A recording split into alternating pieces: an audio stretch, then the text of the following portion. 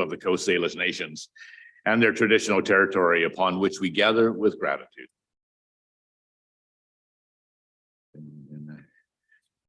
Do I have a mover and a seconder for the recommendation of the agenda this time, that the March 22nd, 2023 special council meeting agenda be approved?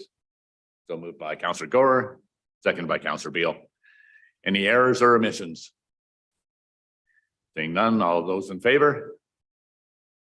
Unanimous. Thank you very much. We have one piece of correspondence on the agenda to be received for information. Staff advised that this item is included in the presentation, and I'll ask the council to defer discussion of this item until after the staff presentation. The piece of correspondence in the agenda is the Ballenas Secondary School Prom Dry Grad Committee clarification of request for financial assistance. Do I have a mover and a seconder for the recommendation that the correspondence from Kay Lydell on behalf of the Ballenas Secondary School Prom Dry Grad Committee dated March 16th, 2023, providing additional information on the request for financial assistance be received for information? Could I have a mover on that? That would be moved by Councillor Grant, seconded by Councillor Martin. Those in favor? That is unanimous. Thank you.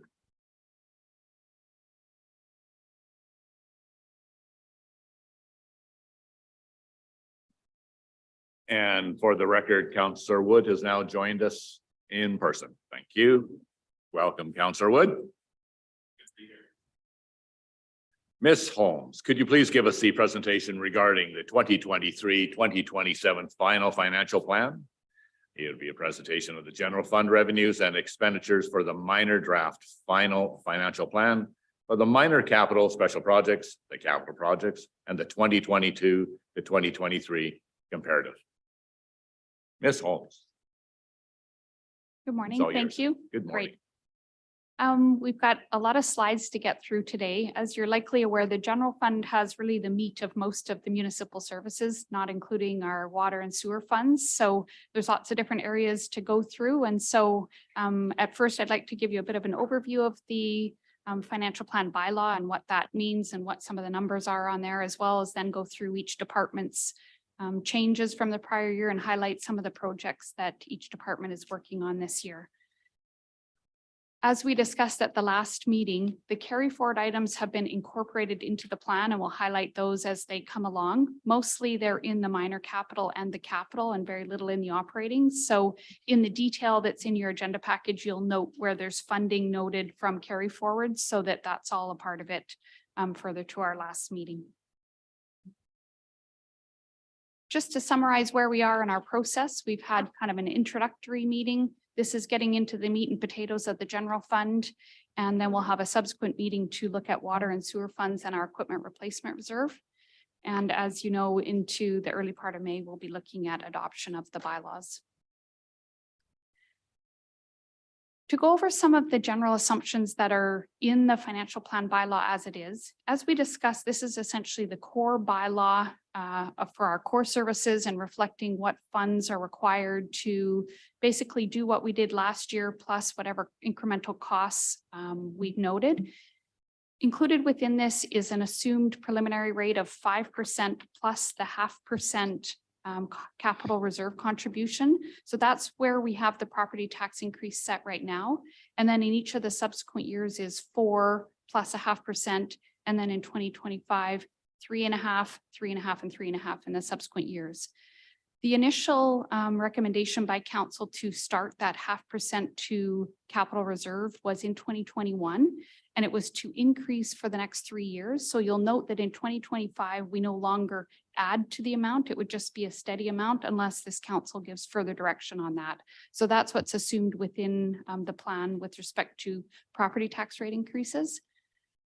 Specific cost increases are included where we know them per contract or per actual purchases last year. And then we've made assumptions going forward using inflation rates of ranging from 4 down to 2%, a little bit higher on the capital projects, because that's what we're seeing is that construction costs are probably at a higher rate even than other costs.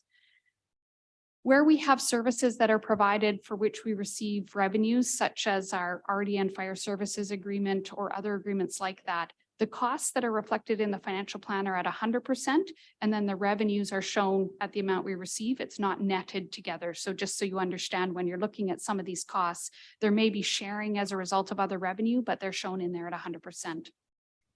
We've talked about this before, but just again to note that this is our last year of gas tax funding, so we haven't assumed a continuation of that program either. So this will be the last year showing revenue of that amount. And as we talked about, the carry forward projects are included. Doing an initial overview of the financial plan bylaw.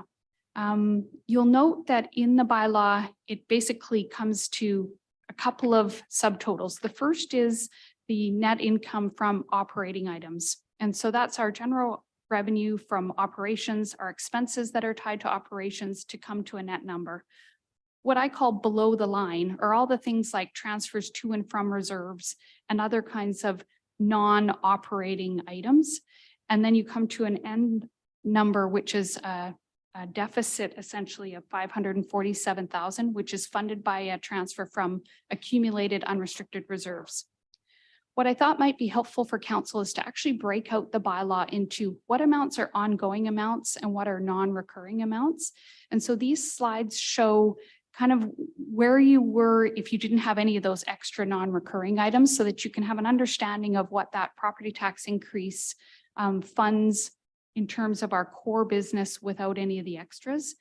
And as we talked about, what we want to do when we're looking at the financial plan is making sure that our expenditures that are ongoing are being funded by revenues that are sustainable and ongoing as well, and that the one-off type expenditures are typically funded with one-off type revenues. So this goes to illustrate where you can see of our total funding sources of about $24 million, 22.5 are ongoing and sustainable revenues, and about 2 million are non-recurring things like capital grants and one-time or short-term operating grants, say like our local government climate action program is 3 years at $127,000. So that's something that I've considered non-recurring in this analysis.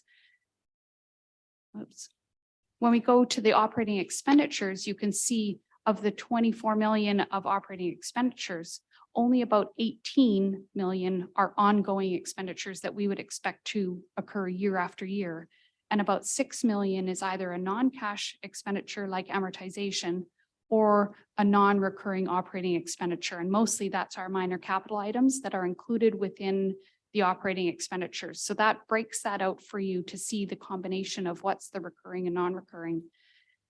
Interestingly, is at this line, the net income from operations shows a surplus of about $100,000. When you look at that broken out between the ongoing and the non-recurring, you can see that it's just really a net between two much larger numbers, where the ongoing has a surplus of about 4.2 million, where we're funding non-recurring items to about the same amount. And then finally, looking at those below the line kind of unusual items, you can see that we get to that point, that 547,900, which is the transfer from unrestricted reserves that are required to essentially balance our financial plan, which is required by legislation. On the right-hand side, you can see that the ongoing activities actually provide a surplus of $530,000, and our non-recurring items are negative $1 million.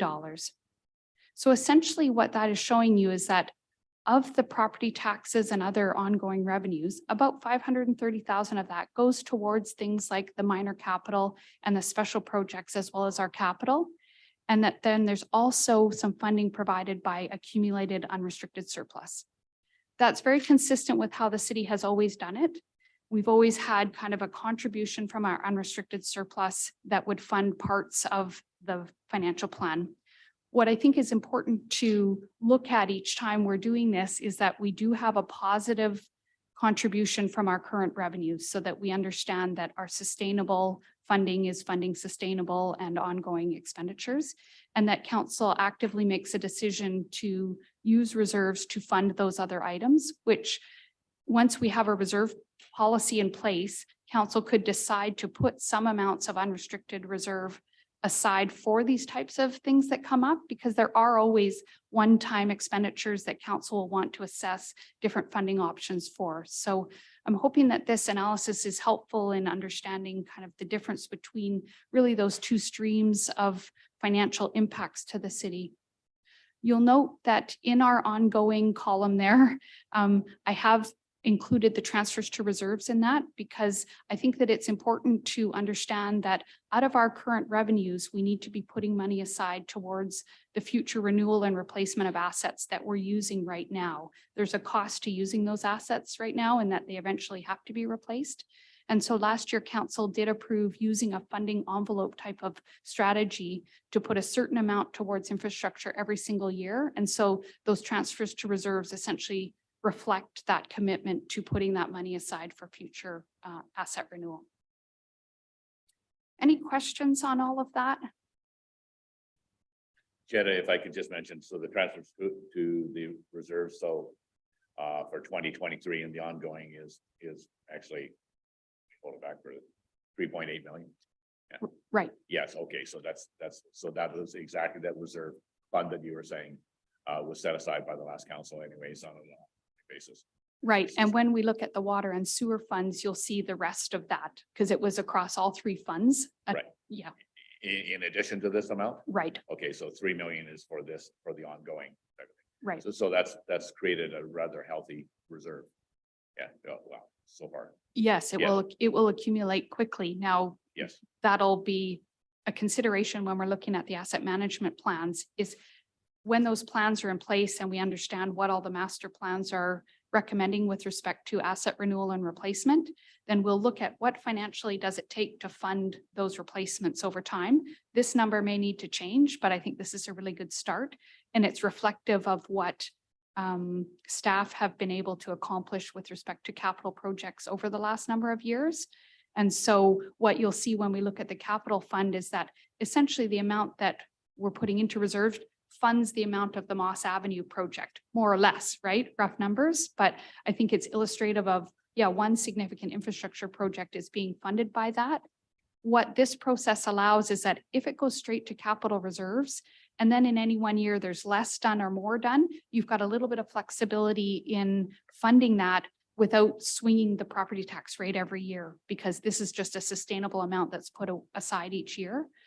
So we'll look at those when we're looking at the reserves policy, but as well as looking at the asset management plans, whether this amount is the right amount. And we'll have more information on that once we've got all of those asset management assessments back. That's great. I'm pleased with that, because that was exactly the intent of that reserve anyways, and to suggest that those reserves are going to be utilized when we have the asset management plan well underway and identifying the infrastructure that is going to need attention to. So now we've got a cushion there to prevent the huge tax rate. Excellent. Thank you. That's great. Sorry. Councillor Wood. Thank you, Mayor. Through to Jetta, looking at the capital reserve contribution, I think it was on slide 3 that you were mentioning that financial plan adds 0.5% for 2024, but then we drop it for 25, 26, 27. What's your personal opinion? If you could choose, would you rather have that 0.5% continue for the capital reserve? Putting you on the spot, I apologize. Through the mayor to Councillor Wood, there's a slide further on that shows how quickly it accumulates when you do a small increment every time rather than a steady amount every time. My gut feeling is, and also discussing with other senior staff members, is that we're low on our reserves with respect to infrastructure. And so I think the more we can kind of incrementally be putting things aside, even moving it to 1% rather than the 0.5%, it very quickly accumulates. And so we'll be able to provide you with more informed advice on that once we have these assessments back. But certainly when you just look at the basic math of the sooner you get it in and the more you kind of incrementally add to it, it really starts to accumulate quickly. Yeah. Follow up. Thank you, Mayor. This might be a bit of a silly question, but since I'm new, I feel like I can get away with it. But where do we put that extra money in for investing, or what kind of return do we usually get for it? Or, what do we do with it? Yeah. to grow it. Thank you. Through the mayor, we do have an investment policy that guides how and where we invest. It is somewhat or mostly governed by legislation, but we tend to be in very safe GICs. We work with a couple of different investment advisors and we try and ladder it out so that it meets different financial obligations. Again, that is going to be an easier job once we have a better picture of our long-term infrastructure needs because we'll be able to make some longer-term investments. But yeah, we have proportions that we can invest in credit unions and in top 5 banks and things like that. So, but they tend to be mostly GICs. The MFA, Municipal Finance Authority, does offer some different kinds of funds, but with the volatility in the financial markets of late, one, we've done better on our GICs just because interest rates have been higher, but there has been volatility in other funds that fortunately we are not invested in right now. So, yeah. Councillor Martin. Thank you, Jenna. Last year, I came to some of the meetings and I try and understand all this and, you know, that was touted 3.5% increase and that was good. So what is the difference this year? Because I know someone will ask me for sure, you know, as a citizen, you know what I'm saying? Do you know that, can you understand a bit of, share that with us or? Through the mayor. Well, as we've talked about, there's been a lot of very significant cost increases. And so yeah, I think a large part of it is inflation.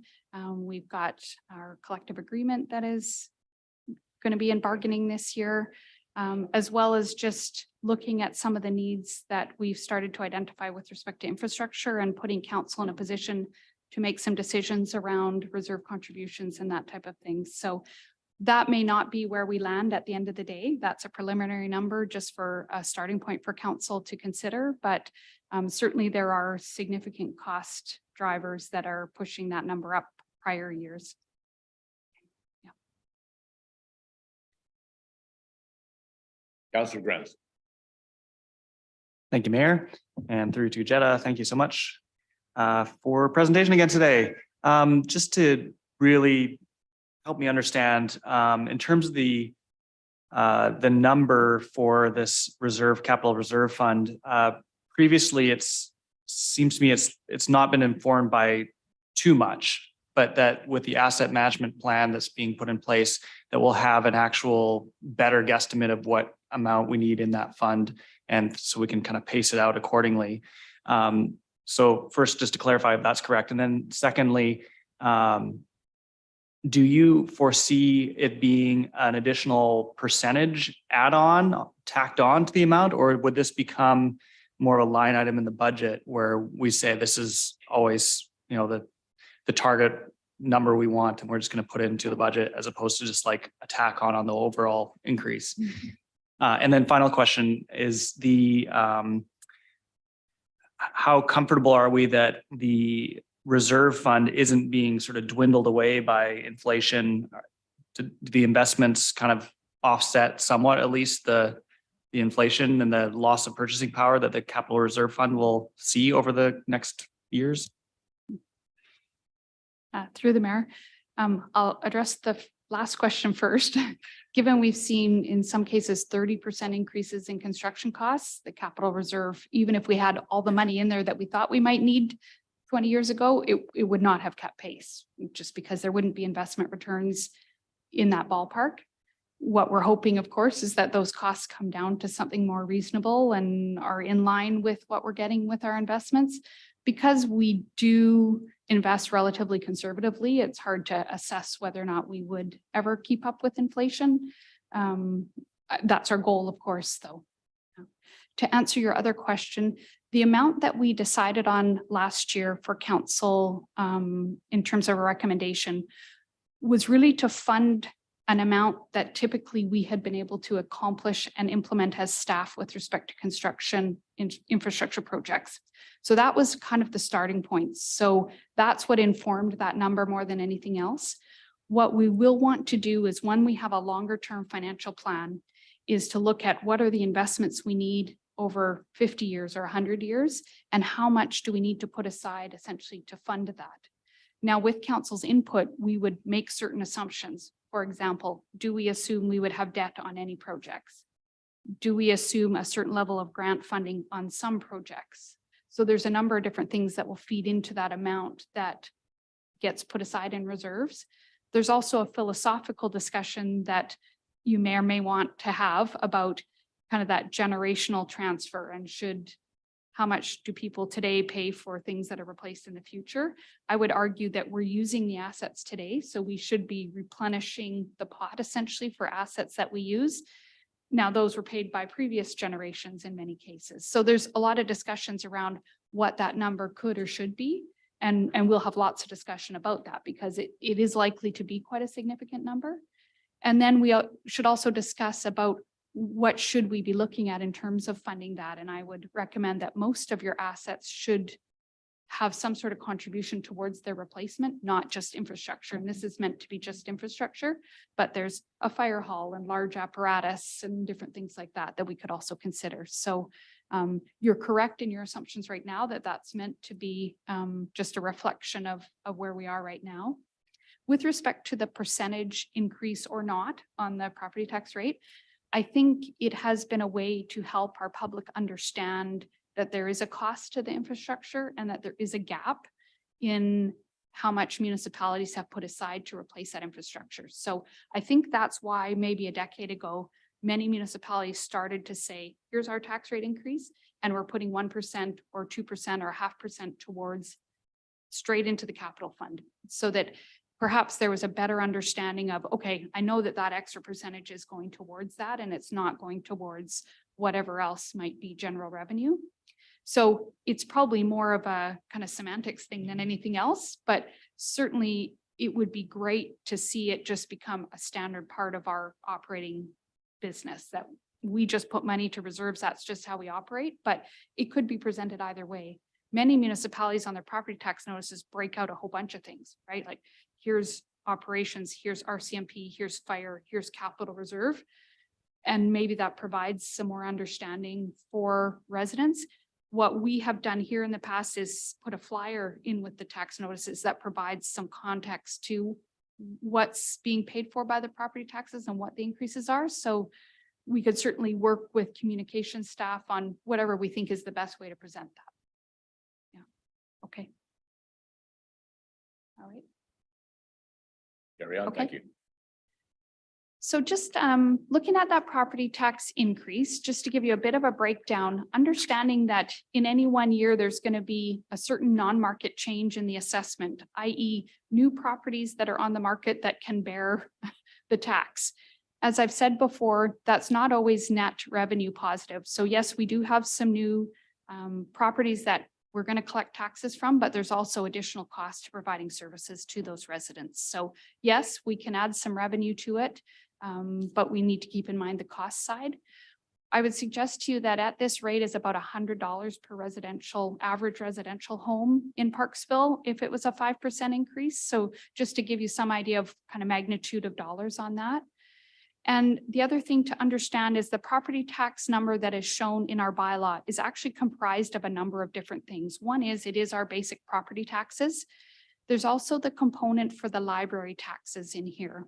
And this one is unlike the RDN and MFA and other jurisdictions that we collect funds for, in that the library and the municipal tax rates are considered together in the legislation. So it's included in our financial plan as a revenue, and they tell us the number from their financial plan.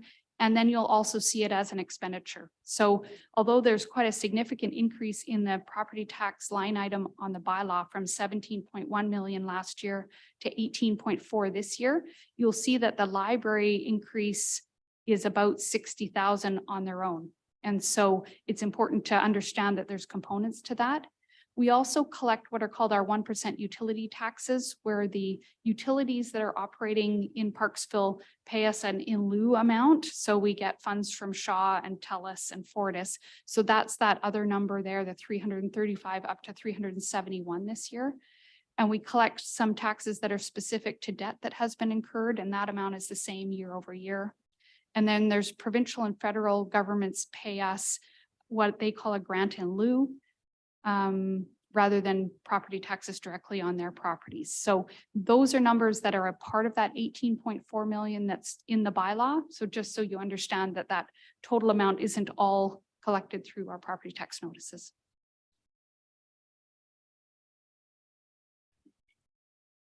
Yeah, I was sorry, I even thought here. Councillor Wood. Thank you, Mayor. I didn't mean to interrupt you. Yeah. Jetta, the non-market change BC assessment, $403,000. You mentioned that could be new properties that we are now, getting property tax from. Is that a gross number or a net number, that 403,000 with the services that we provide for those properties? That's the gross Okay. extra revenue that we Sure. would be able to collect. Thank you. Okay. Carry on. Okay, just to work through and give you some details on some of the revenues that are included in our bylaw. The first is fees and charges, and in the bylaw, they're detailed out like this. Fees and charges are collected for services where we're charging a fee to recover a cost that we've incurred. So there's things like business licenses in here, bylaw fines, our investment revenue, our PCTC lease revenue where we lease space to the library. So the joint venture partners within the PCTC are VIU, the school district, and the city, and then the city rents the space to the library. So we have lease rental or lease revenue from the library of about $190,000 a year. The fire department has a service agreement with the RDN. The picture there shows the full fire service area for which that service agreement covers 2 areas within the RDN. And so that amount is about $930,000. That is the RDN fire service revenue. That's a significant increase over prior years. It's renegotiated every 5 years. So we tend to have quite a significant bump every 5 years as we catch up to what hasn't been captured in prior. So the most significant part of this increase in fees and charges is related to that RDN fire services agreement. And we also have an agreement with the RDN to share costs related to sports fields. And so that's about $195,000 a year. The bottom line there is a solid waste collection. Those are fees that we collect from our residents on utility bills related to the solid waste service that the RDN provides through contract to our residents. So we manage the invoicing and the billing related to that. We take calls and kind of provide that service. We receive a fee from the RDN for doing that additional work because they would bill everybody else within their area. But those fees that are noted there is at the rate that is actually set by the RDN that we charge to our residents. So everybody in the RDN pays the same rate for solid waste collection. Could you speak to line 1 and under the executive amounts anyways, why the revenue for that particular column for business licenses, et cetera, has actually gone down for 2020? Mm-hmm.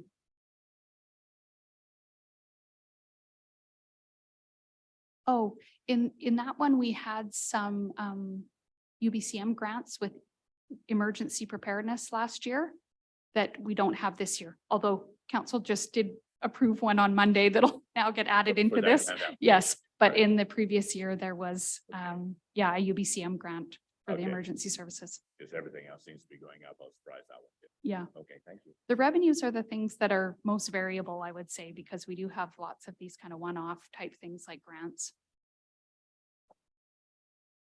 Any other questions? Carry on. Thank you. Okay.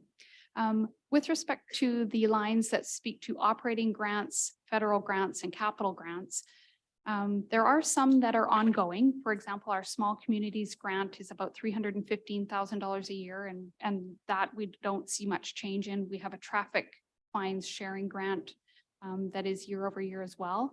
The local government climate action plan has a $127,000 amount last year, this year, and next year, 3 years only.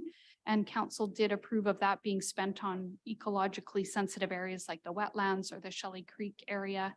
And so parks and operations has plans that are moving forward with respect to spending those funds.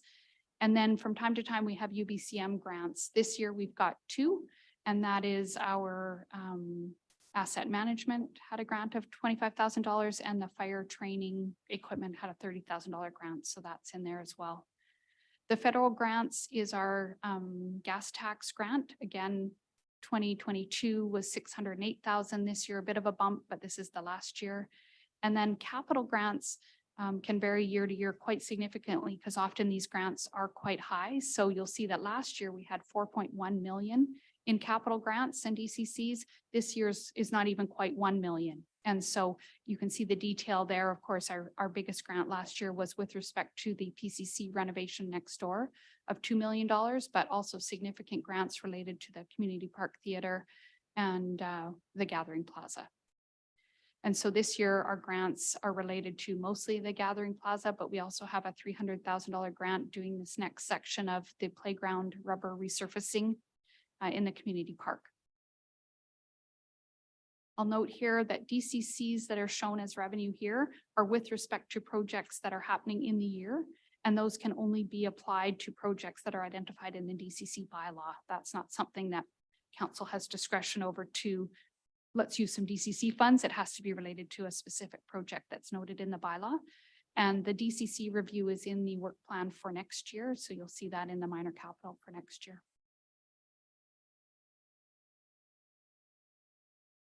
Councilor Gore. Thank you, Mayor. Or to Ms. Holmes. So the $170,000 for the PCC BGC renovation, is it every 3 years, 5 years, or how frequently recurring is that grant? And is it tied to that facility being used as a childcare center? Through the mayor, the 170,000 is actually just the remainder of the original grant that is being spent in this year. That was a one-time grant, so there's no recurring amount to that. So if there was more works to be done, then at some point we could look for other grants. But this isn't a recurring, it was a one-time capital grant. And that was 100% grant. Some of them are half or 2/3 or various where the city does need to contribute. This one was 100%. So there'll be 170,000 of expenditures related to that. You good? Well, for this grant, yeah, 15 years. But that it needs to continue to operate as a daycare for 15 years. For 15 Thanks. years, right? Thank you. We're on that. Okay, thank you. Okay. Yeah. Okay, switching over to expenditures, and we'll get into these in more detail as we work through each department overview, but I just wanted to provide you with a comparative analysis of last year's financial plan and this year's financial plan, and kind of how our municipal pie gets split up on the expenditure side. I haven't included the library because that's not within our control. I haven't included the amortization because that's a non-cash item. And the interest on long-term debt is kind of a non-item as well in the big scheme of things. So a couple of things to note here. One is our kind of proportions are very similar year over year. There can be some variation depending on the magnitude of minor capital projects within there, but generally we'll see the fire department is at about 11%. Police are at about 17 or 18%. So again, just looking for the consistency in that. If there was a increase or decrease in that, we would want to understand why. We also provide this type of graphic to our residents when we send out the property tax notices, just so that there's an understanding, again, further to what we discussed earlier of kind of what are the proportions of their property taxes and where do they go. This, of course, doesn't reflect water and sewer services yet, but I think it's important to note that those are the core services of the municipality, right? And significant funds are spent on police, on parks, on our public works, solid waste. And so having an understanding of the bigger picture of those, I think helps our residents to understand perhaps why property taxes are where they are. And I think compared to many municipalities, our property taxes are very reasonable. Okay, if there's no questions on that, we'll go into looking at kind of departmental expenditures specifically. And happy to take questions on that, as well as we've got most of the senior team is here today if there's any other specific questions on departments. Looking first at what we kind of refer to as our executive or administrative expenditures. And this I see as departments or functions within the municipality that provide services across the corporation and not always directly to our residents necessarily. So this includes things like legislative, which is all of our council expenses and meeting expenses and grants and aid, things like that. Administration being our corporate administration department, communications, human resources, information technology, which serves all of the city, bylaw and business licensing, and our emergency program. The total for all of those groups is about $4.2 million. First, looking at legislative, council, corporate admin, we've tried to provide some metrics in each of these departments, kind of measuring activities and things that we track on an ongoing basis in each of the departments. So whether that's council meetings that are conducted through the year, FOI requests is a very interesting one, and you can see how very significantly that has increased. And of course, when activities like that are increasing, there's a need possibly for more staffing, or at least an understanding that that's where staff are focusing their time. And then on each department, I've tried to break out what is the ongoing expenditures as well as what's the minor capital, so that you can have an understanding of what's changed just in the regular ongoing activities. One of the significant changes year over year in this area is that last year was an election year. And so there's always significant costs in the election year related to running the election and all of the activity that surrounds that. As well as last year, there was the final COVID grant and aid disbursement of $150,000. So you'll see that in this case, costs have actually gone down in 2023. And that's why, because there was some significant one-time costs last year related to that.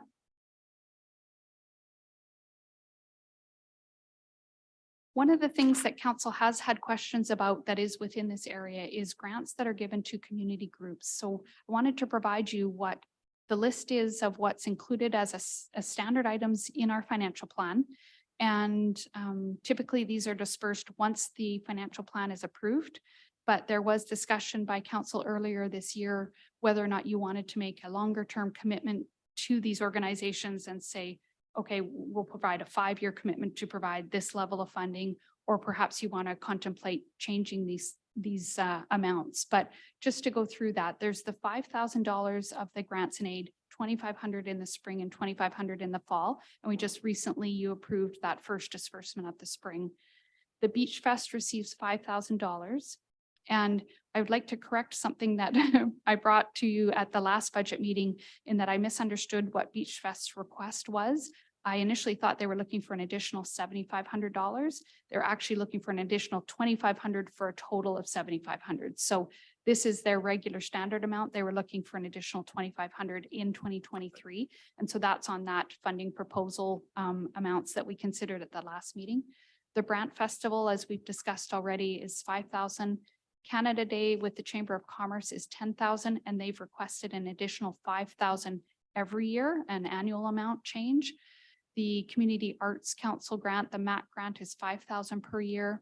The Parksville and District Museum receives $5,000 per year. What I will note is that some of these organizations also received additional amounts through the COVID grant and aid disbursements over the last 2 years. And then the last thing on here is a security camera rebate, and we have a $5,000 amount set aside, and residents can apply for that, and that's administered by our corporate admin group. In water fund, you'll see that there's also a toilet rebate and a rain barrel rebate, but that's done separately in the water fund. So a total of $40,000 is given just as a standard item in the budget to these community groups.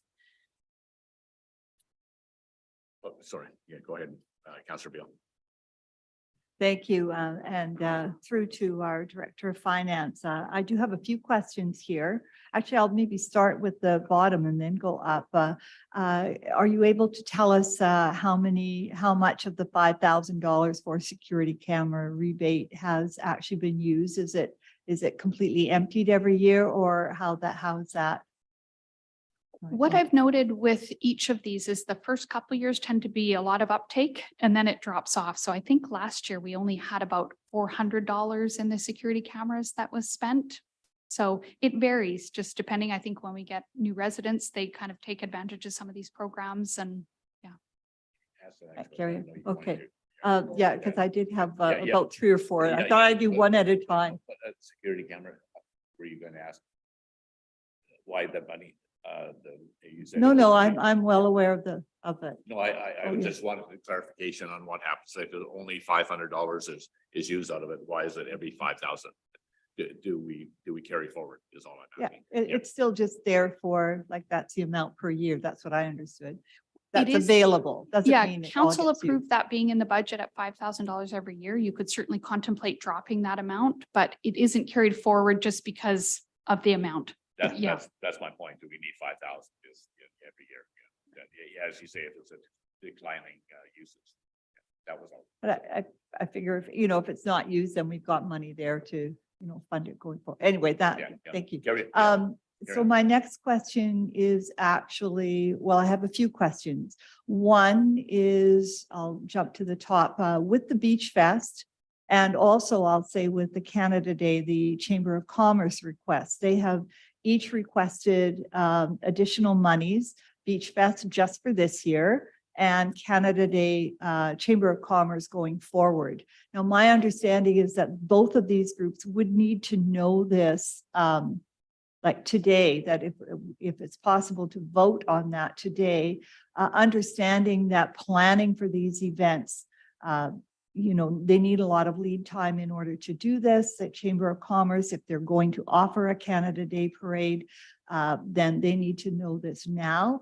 And even if we don't fund that going forward, if at least we can look at a couple of years until we know if that money can be brought down, I don't know. So would this be the time to make a motion with regards to that? And then the other part is, do they need to wait until the budget is finalized before any monies are released? So if I could ask those two questions, and then I have one about the Arts Council afterward.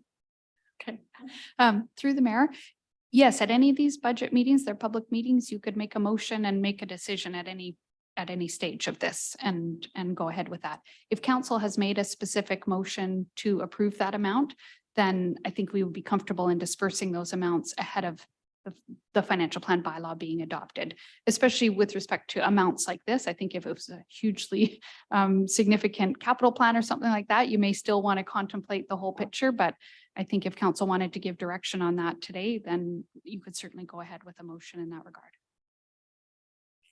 But if I can just speak to that one and then back to you. I think that would probably, any that are time sensitive, and we already did this once already this year for the Brand Festival, because it was time sensitive. So we pulled that through earlier with a special motion. So I think it would probably be a good idea to the time sensitive ones that you have identified would be an excellent idea. If I could suggest, what you may want to contemplate is just approving for payment this year's and continue to contemplate a longer term funding commitment. If you wanted to keep that piece of it separate, you could do that as well. So you wouldn't necessarily need to make both of those decisions today. That's very helpful. I also know that the Oceanside Community Arts Council grant, which is primarily used for the MAC, that $5,000, that amount goes back, at least 8 years as an ongoing amount, recognizing that they have, I don't know if it's technically a heritage building in our community, but it's certainly one of the older ones, the first school and so on. And they understood mistakenly that grant had been increased to $10,000. Now I understand today that it is still at $5,000. And, I'm certainly hearing from your reports that, there are significant cost increases. I noticed that there are increases with facilities. So I have no doubt that costs have increased for them to maintain and continue on with that building on that site. Again, though, picking up on something that you have said and also our mayor that, so anyway, I would like us to look at having an increase. Whether or not that carries forward, I don't know. I understand that they submitted a letter, but I know it was quite late. They had the person who was responsible for that actually came down with COVID. And so they weren't able to come to make their presentation. I understand that they've dropped off their financials, but I would certainly want to look at their financials before making a final decision on this. So I guess one of the questions I have is will there be another opportunity to look at an increase? Like, could we, consider an increase to their grant, following an opportunity to look at their financials more closely, et cetera. And I'm looking for a little bit of advice from you. Thanks. Through the mayor. So what I would suggest on that, a couple of things.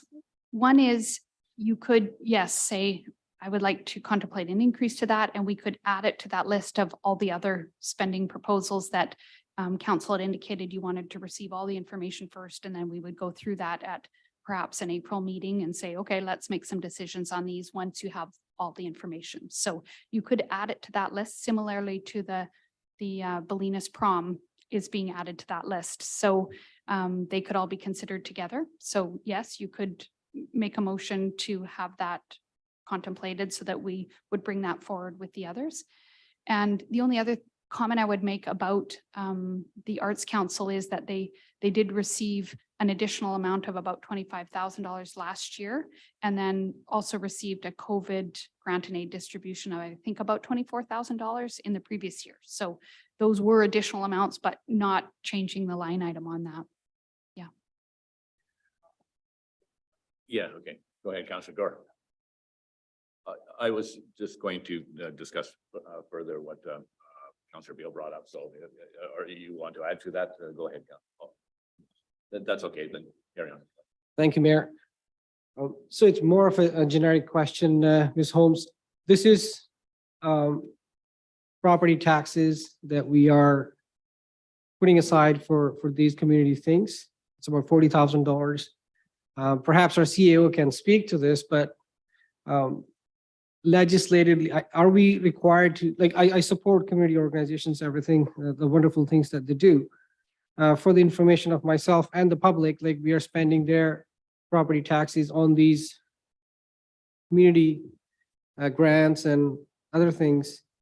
Are we legislated to do this, or we choose to spend that? And second, I understand, like, Beach Fest, I represent them, a wonderful group of people. I know they were doing this on their own without asking for money from the city previously. Then they're asking a $5,000, and now the ask is for $7,500. So is this something as a city we are required to do? I understand Beach Fest, I'll go back to previous meeting, are able to get proceeds and are able to help out the community in a larger way. Something like interest-free loan to the Beach Fest, which we can get back after the event. Is that something that can be done? I just want to be wise while spending these property taxes. If I may, through the mayor. To our CAO. Thank you. Is this microphone working now? Yes. So to answer the question, the city is not obligated to give grants to anybody, but the city is allowed to give grants to nonprofits. So they're not permitted. There's assist to business legislation. So we're not allowed to give any assistance to a for-profit company. But we are allowed, and it is, I would say, very common practice in the municipalities and regional districts that I'm aware of. The interest-free loan thing is much more challenging. That's not something we would have the capacity right now to do. I think that's not, I'm not aware of any cities doing that. I think that they are able to access funding through banking because they are nonprofits. But typically the city has supported a few items in the line items, and then other items have come forward either through the grant and aid or a specific council resolution where typically contingency would be used. As Jetta mentioned, we've had grant, when we received the COVID grant, the council at the time decided that nonprofits were severely impacted by COVID and their ability to host fundraising events and community events. And so they decided, again, voluntarily, to distribute some of that funds back to some of those funds back to the community groups that submitted a business case for how they were impacted. So I would say for my time here, we've always had, I would say, the same few grants like Beach Fest, Canada Day, Brant Festival. Trying to think what else we've had in the past. We've in the past given money to Ballenas, but not lately. And so it's really at council's discretion, and it's based on council's assessment of the community value. So obviously being mindful of community taxes, but recognizing that they are groups that serve the same taxpayers. Follow up, Councillor Gore. Thank you, CEO. I really appreciate that. Just to add to that, the way the city is also supporting these nonprofit groups, which I really admire all the work that they do. I have personally benefited from a lot of those organizations. The way we support them is those permissive tax exemptions. Most of them do get 100% tax exemption if they have buildings and lands in our city, right? If I may, No. Mr. Mayor, through Yeah. to you. So some do and some don't. The other way that again, permissive taxes, for the most part, are discretionary upon council. There are some statutory requirements. For example, a church has the worship areas as a statutory permissive tax exemption. So each year, council decides on the voluntary permissive tax exemptions. Some of those groups do not have land or buildings, like Brant Festival. I don't think they have anything. Beach Fest, I don't believe. Quite a few of them probably wouldn't have land. The other thing that we do is we support most of those organizations with in-kind staff support. So previous years we have started tracking. Unfortunately, COVID threw a little bit of a warp in our trends, but we are tracking some of the time that we would spend, say, supporting the community park events, so that we're better informed on, what the city also contributes to those events. And it's usually requests for assistance on the day, or, bringing equipment, or stuff like that. Extra cleaning of the washrooms, extra garbage collection, those types of things. And again, I think in previous councils, that's just been a recognition of the benefit of those community events. So we've always supported that, but yeah, I think that might address your question. If not. Good. Yeah, and I'll just comment further on that, Councillor Gore's inquiry. The community grants are, yes, they are used by, or the revenue is the property taxes, of course. And I understand, spending that, responsibly is always our concern. But at the same time, the way it's set up is what community benefit is received by doing this. And this is actually the community benefits by us using their tax dollars. That's what we are here to make those decisions. If it's of community benefit, then it's good value for the community. And I can also comment that without the grants from the municipality type of thing, these organizations would not exist. They rely heavily on grants from other levels of government as well, and any other place that they can get a grant from. But they provide extreme community benefit. Actually, they make the community. We provide the infrastructure and so forth, and but they're the ones that actually create the community. And this list is relatively small. I've lived in a few towns in my time, and this list for the community grants is very low as compared to other cities, I can say. And so to get to this area, it's been a battle to support the arts and support the arts and culture type of thing. So I think we're spending this money wisely is my comments. I understand your comments, but I think it's money well spent. Councillor Beale. Thank you very much, Mr. Mayor, and great questions, I think, from Councillor Gore. And I echo 100% what our mayor has said. Without these organizations, we wouldn't have the community that we do have. And they provide such great benefit, not only to our residents, but considering that we are a strong tourist focused community, they really enrich the area and are some of the reasons that people come here, or that when they do come here, then they discover activities. Just the program, some of them are quite specific, quite short in time duration. I think of the Brant Festival and perhaps the Beach Fest, although it may not feel like a short period of time when you live here all the time. I've seen some smiles in the audience. Others, and I will signal out, for instance, the MAC, the Community Arts Council, they go into seniors' residence and offer art programs for seniors and do a variety of things out into the community free of charge that many people will not be aware of, but they bring great joy and activity to our seniors, whether they be in residences or living at home and come to these programs. So that's just a small example. Back to the permissive taxes, I think, as well, as I know our mayor alluded to and our CAO. Many of these do not have bricks and mortar. The Oceanside Community Arts Council is kind of an exception there. I'm not quite sure how the Chamber of Commerce, if that, we have an MOU and they get money for running the visitor center, et cetera, but the museum is on city land and so on. So the Arts Council, again, they are on, it's privately owned, which means, and yet when I was first on council, every community that I would go to at the time, I would go and seek out their arts council just to learn about how it worked there. And in every single one of them, the city actually owned the property, maintained the building, looked after it, and they just ran the program. So it is money that goes out, but it also saves us considerable money because, as you can imagine, maintaining a 100-plus-year-old building, and they in fact do have to pay taxes back to the city. So if we're looking at increases, they are faced with them as well. And if we are continuing with the cap on the permissive tax limit, then if that's the case, then a number of organizations subsequently have to actually pay quite a bit more tax than they did previous years. So if we want to have these organizations in our community, I think it's incumbent upon us to support them. They bring great value.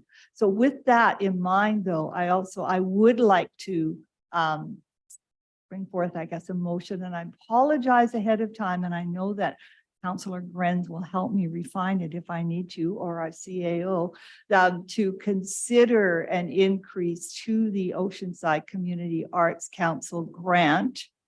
But again, once we have had an opportunity to look at their financials more closely or something along those lines, if you can help with that. Yes. If I could only comment on that, Councillor Bill, yeah, I fully support what your intent is here. But I was wondering if we could wait for that until we get the financial statements from the Community Art Council. I was going to say, if we could do the two easy ones today that we know the amounts, which would be the Beach Fest and the Canada Day Chamber of Commerce. I would fully support it if you put that resolution through. Just for the two easy ones, and then the other one we need more I'm information. happy to do that as Yeah. well. I was hoping to do all three of them, but Okay. yeah, so, okay, we can, I understand that they dropped off the financials today, so I don't know if, okay, so here's my question then. Regarding this, does it need to be at a budget meeting, or if they are in need of funds sooner? The next budget meeting is focused on sewer and water, but can other items be mentioned at that time? Through the mayor, yes, or subject to checking in with corporate admin, they could also come as a delegation to any meeting, because there would be opportunities to, as our CAO mentioned, Yes. fund it out of council contingency as well. If Okay, If it was- that actually would Yes. be the easiest, and I was That's wondering best. about that. And I Yes. will be attending a meeting with them later today, so I can get more information and suggest that they come before council. I think they've got their name in. Okay, so the easy ones Right, then, forget right. that, scrap that other one. Okay, that's fine. I just know that they're needing to have a release of some funds fairly soon, so that's why I was wondering about that. So can we go ahead with the request I move that the Beach Fest be granted an additional $2,500 for this year from the community grants, or, however that works. Now, I don't know if they needed the release of those funds right now. That will be up. And that those funds be released as soon as they are requested by the Beach Fest committee. Yeah, so, yeah, and seconded by Councillor Wood for discussion. And the only thing I can comment is that those funds could be released if before the budget was approved and so forth. We always have contingency. We could pull them out of contingency, could we not? If they were needed like I'm saying, yes, go ahead with your motion. But if they worry about the funding on how the money is going to be released, I would suggest leave that to Jetta to pull it out of contingency or pull it out of this or pull it out of her purse, wherever she gets money from, whatever works. I'd like to see that purse. Yeah. But I did hear our Director of Finance say earlier that for these kinds of amounts, that in fact, it could be released ahead of the final approval. So Right. that's what I recalled. So I hear your motion for Beach Fest is on the table, second by Councillor Wood. Is there further discussion? Councillor Grant. I'm supportive, but could we consider perhaps just reducing the security camera rebate by the same amount and just call it a wash?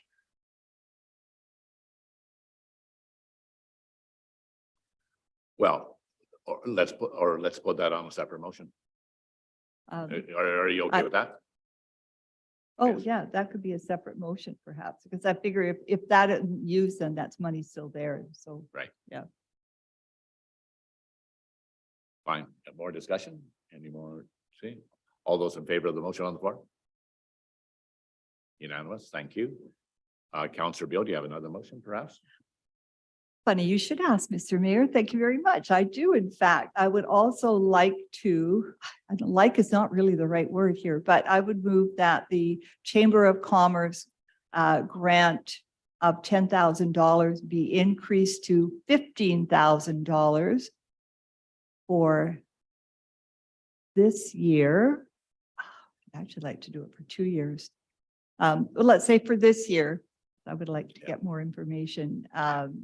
Yes, I would like to. That's a motion there. Yes. Second by Councillor Wood. Discussion.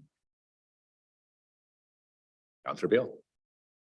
Thank you. I'd just like to add that I understand that the request, the reason for this request for an increase is due to the doubling of costs for the one portion of the Canada Day Parade. It literally doubled from the last time that it held. Now, I understand that the executive director of the Chamber of Commerce was going to be meeting with the director of operations to get a better understanding of why that increase. Like obviously, again, well, we've got significant cost increases. However, it seemed to relate only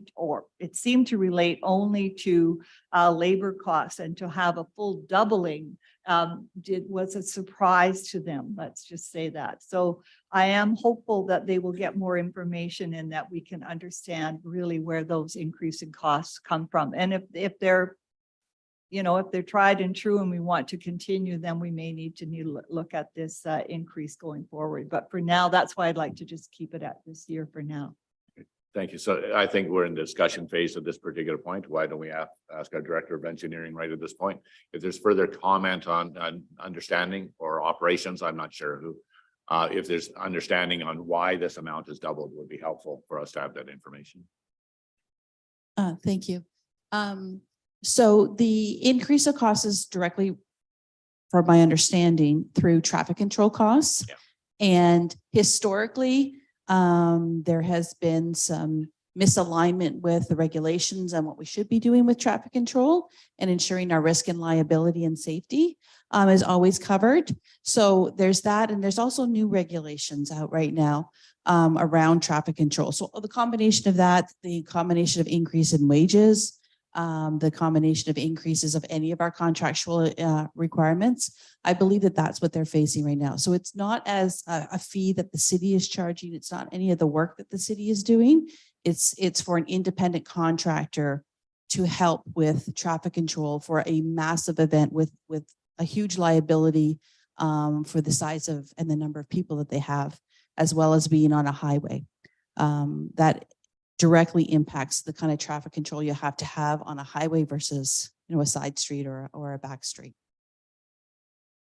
and just my personal comment, and I'm not against that, having better traffic control, because in the past, having attended the parade every year with my family, it's been less than really professional. It is to say there's been a lot of whoops and people, turning left onto, I guess it's Shelley Road and so forth when they shouldn't be, and the pedestrians are everywhere. So I'm all in favor of putting safety at the very front and foremost. So thank you for that explanation. That makes sense. I would say yes. Yeah. So the motion is still on the floor and more discussion. All those in favor? Thank you for that. Are we good? Motions? Yeah, for now. Councillor Gore. Thank you, Mayor. I have a motion. I know I mentioned this previously about the grants in aid. I would like the amount to be increased to $10,000. This is again, we're seeing an increase in all the cost of living and everything, and all the nonprofits that we just talked about, the important work that they do in our community. They're all looking for support. So I'm hoping the council will support the amount to be increased to $10,000 annually. Councillor Gore, you have it's been seconded? Yes. Yeah, Councillor Wood has seconded? Yes. Thank you, Mayor. Not much to add. For discussion, Councillor Bill. Thank you very much, Mr. Mayor. And a question through to our CAO. I think I'm just curious as to a sense of how many other communities do provide grants and aid, and not to say that I'm against this, but I am curious about that. Sorry, CAO Kaler. If I may, just to clarify, how many other communities provide 10,000?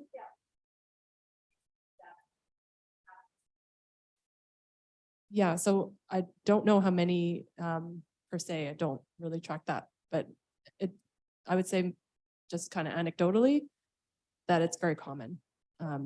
But I don't know what amount. Like obviously we have our neighboring communities are much different populations, so I don't know if you can compare apples to apples, but grants and aid are, I would say, pretty common. Most of the folks around here have probably worked in many other municipalities. Would you guys agree? Thank you very much for that information, because I had heard at one time that we had, let's say, a neighboring community that didn't offer this at all. So I was just curious to know if others do. So thank you very much. And that is correct. I can comment on that. They do not.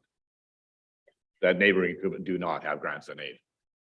Yeah, they have different grants that they have where they allow for their community center to be used at a no charge basis. And that's how they handle it at that particular time. That's what they do instead of grants and aid. My only comment is I'm not in favor of this time. I understand the intent. I'm not in favor this time by doing it because I feel that the total amount of annual grants and aids is sufficient as well when you consider all of the rest of these that we're doing here that are online budget grants as well. So that's all part of our community granting process. I think that what we've done right here is we've reacted to those that actually need it in our community. The community grant and aids is also a worthwhile project, but I believe that the amount is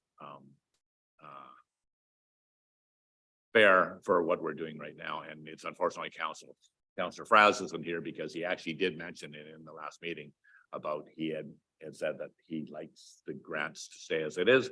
He's not here, unfortunately, to speak to that, but I know that from past discussions, we talked about it in the last council, and so I will not support it. For that reason, I think that we're giving a lot of money to our community as we already have set up. My Excuse me. Councillor Martin, sorry. Through to the mayor. There's a lot of cost increases for all of us. Thank you. You know, it's just incredible. Like, you know, we've talked about it today already with other areas. And to think that the same grants and aid, I mean, I'm just understanding what you're saying, Mr. Mayor, and I appreciate that. And we have to be conservative, and I am careful with money, obviously, and other people's money particularly. But I think our citizens would understand if we were giving a, say, cost of living, like say because of the inflation. I mean, it's just, everything else has gone up. I know the museum, for example, 50,000 just opened the door when I was on the board. So that was without wages, without anything. their costs would go up. So here we are arbitrarily. I mean, a couple have asked for it, but you know, like, if you give for one, wouldn't you give for the other sort of thing? Is everyone can be treated this similar way? That's just an idea. Like why are the costs going up? Why are they asking for money? Because costs have gone up, obviously.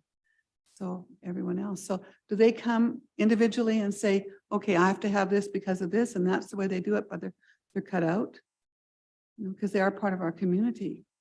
I'm not understanding the question here, Councillor Martin. Like, who would be, you mentioned the museum. but Yeah, the The museum. museum has they receive a grant right here And of 5,000 as a line, but they also apply.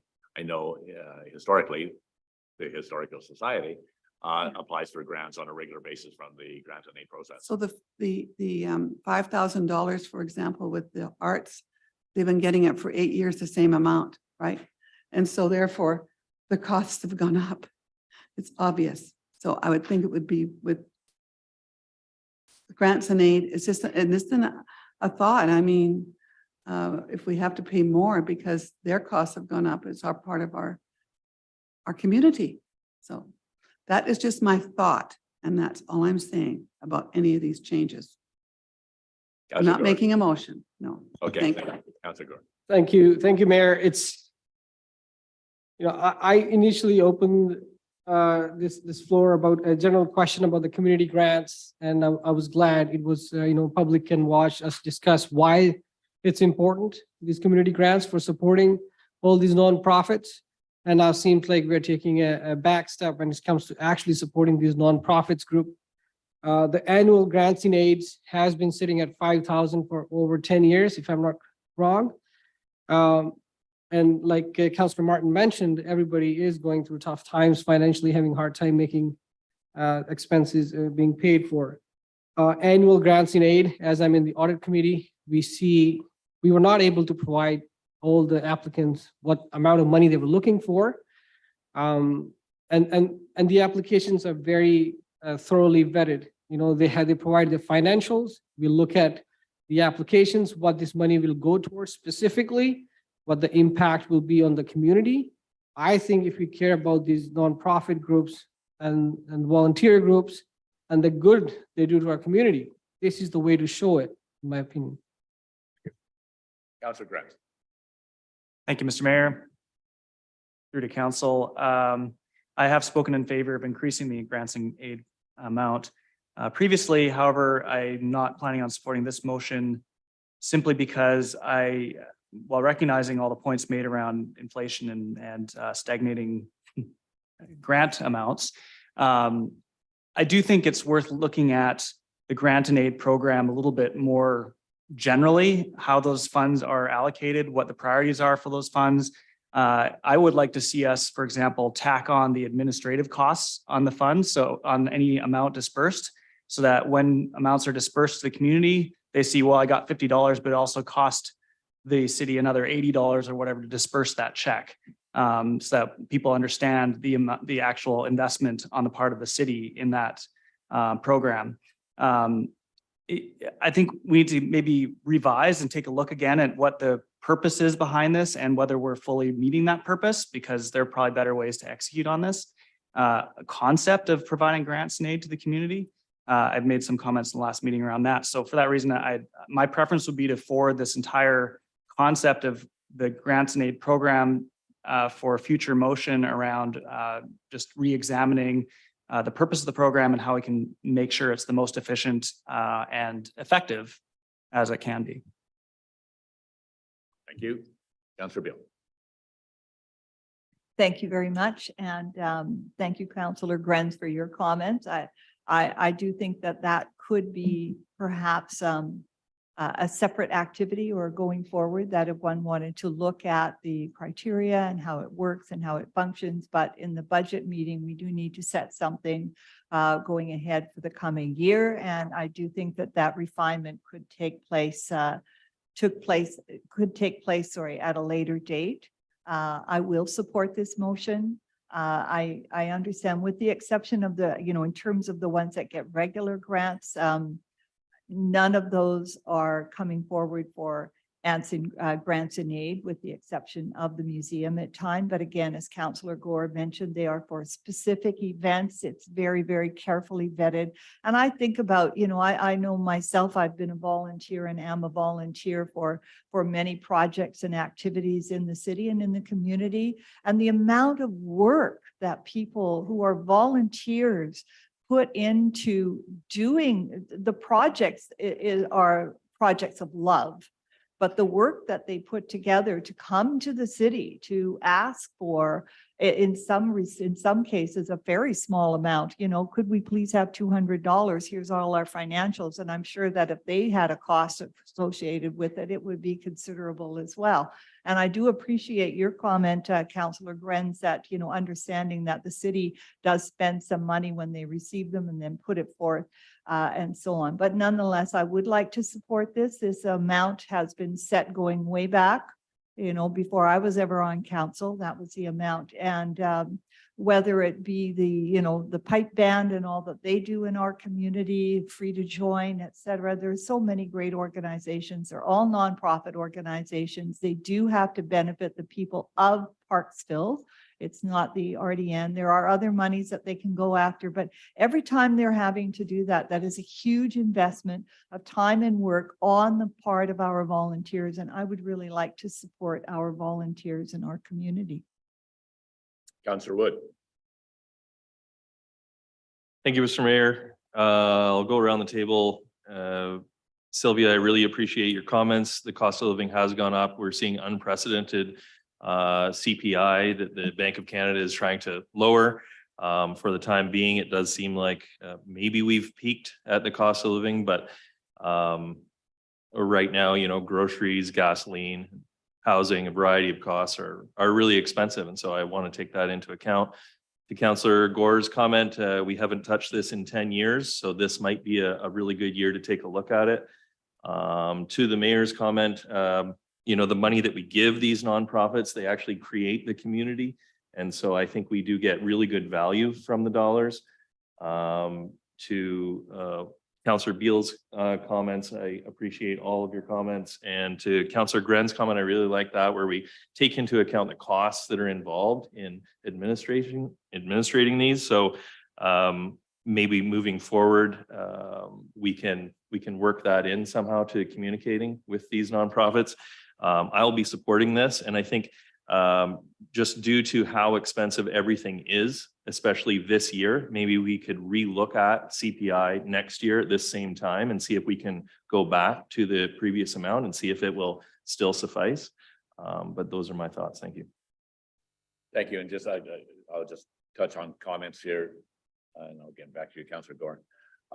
The other amounts that the community groups that apply for our grant and aids are also the same amounts that we just have recently recognized and identified as from the RDN. And the RDN is, and now I got my track where Councillor Fraz had gone with it. So I'm going to pick up on his because the RDN grants are perhaps the best vehicle of all for the grants of the community ones that apply for our grants and aids as well, because it's spread more. I know on our form when we do the intake for the grants, it is what participation from Parksville residents, or what is the percentage, and very few of them are 100%. A lot of them are 60% or 80% or something like that. They will suggest, which is fair, but at the same time, the RDN, we all pay into it. The city of Parksville pay heavily into the RDN, into this grant program and so forth. And so the RDN grant programs that are specific as per the list that you've all received.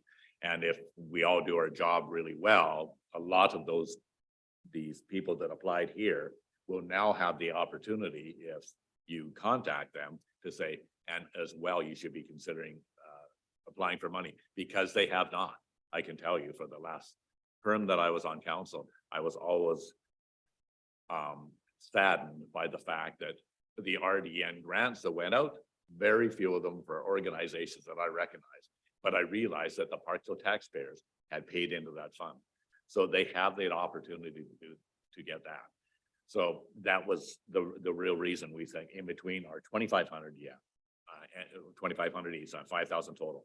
And the RDN grants, the community organizations have considerable opportunity to apply, as well as those that get the line item ones as well. As far as this discussion is, I'm leaning towards Councillor Grenza's suggestion that we need a better handle on the disposition of funds. And it's bothered me because I've been on that list that you were on as well, to deciding who gets what. And there seems to be more specific criteria that we actually do the disbursement of funds, and it's not there. It's kind of like, okay, you're doing the best you can with the information you have.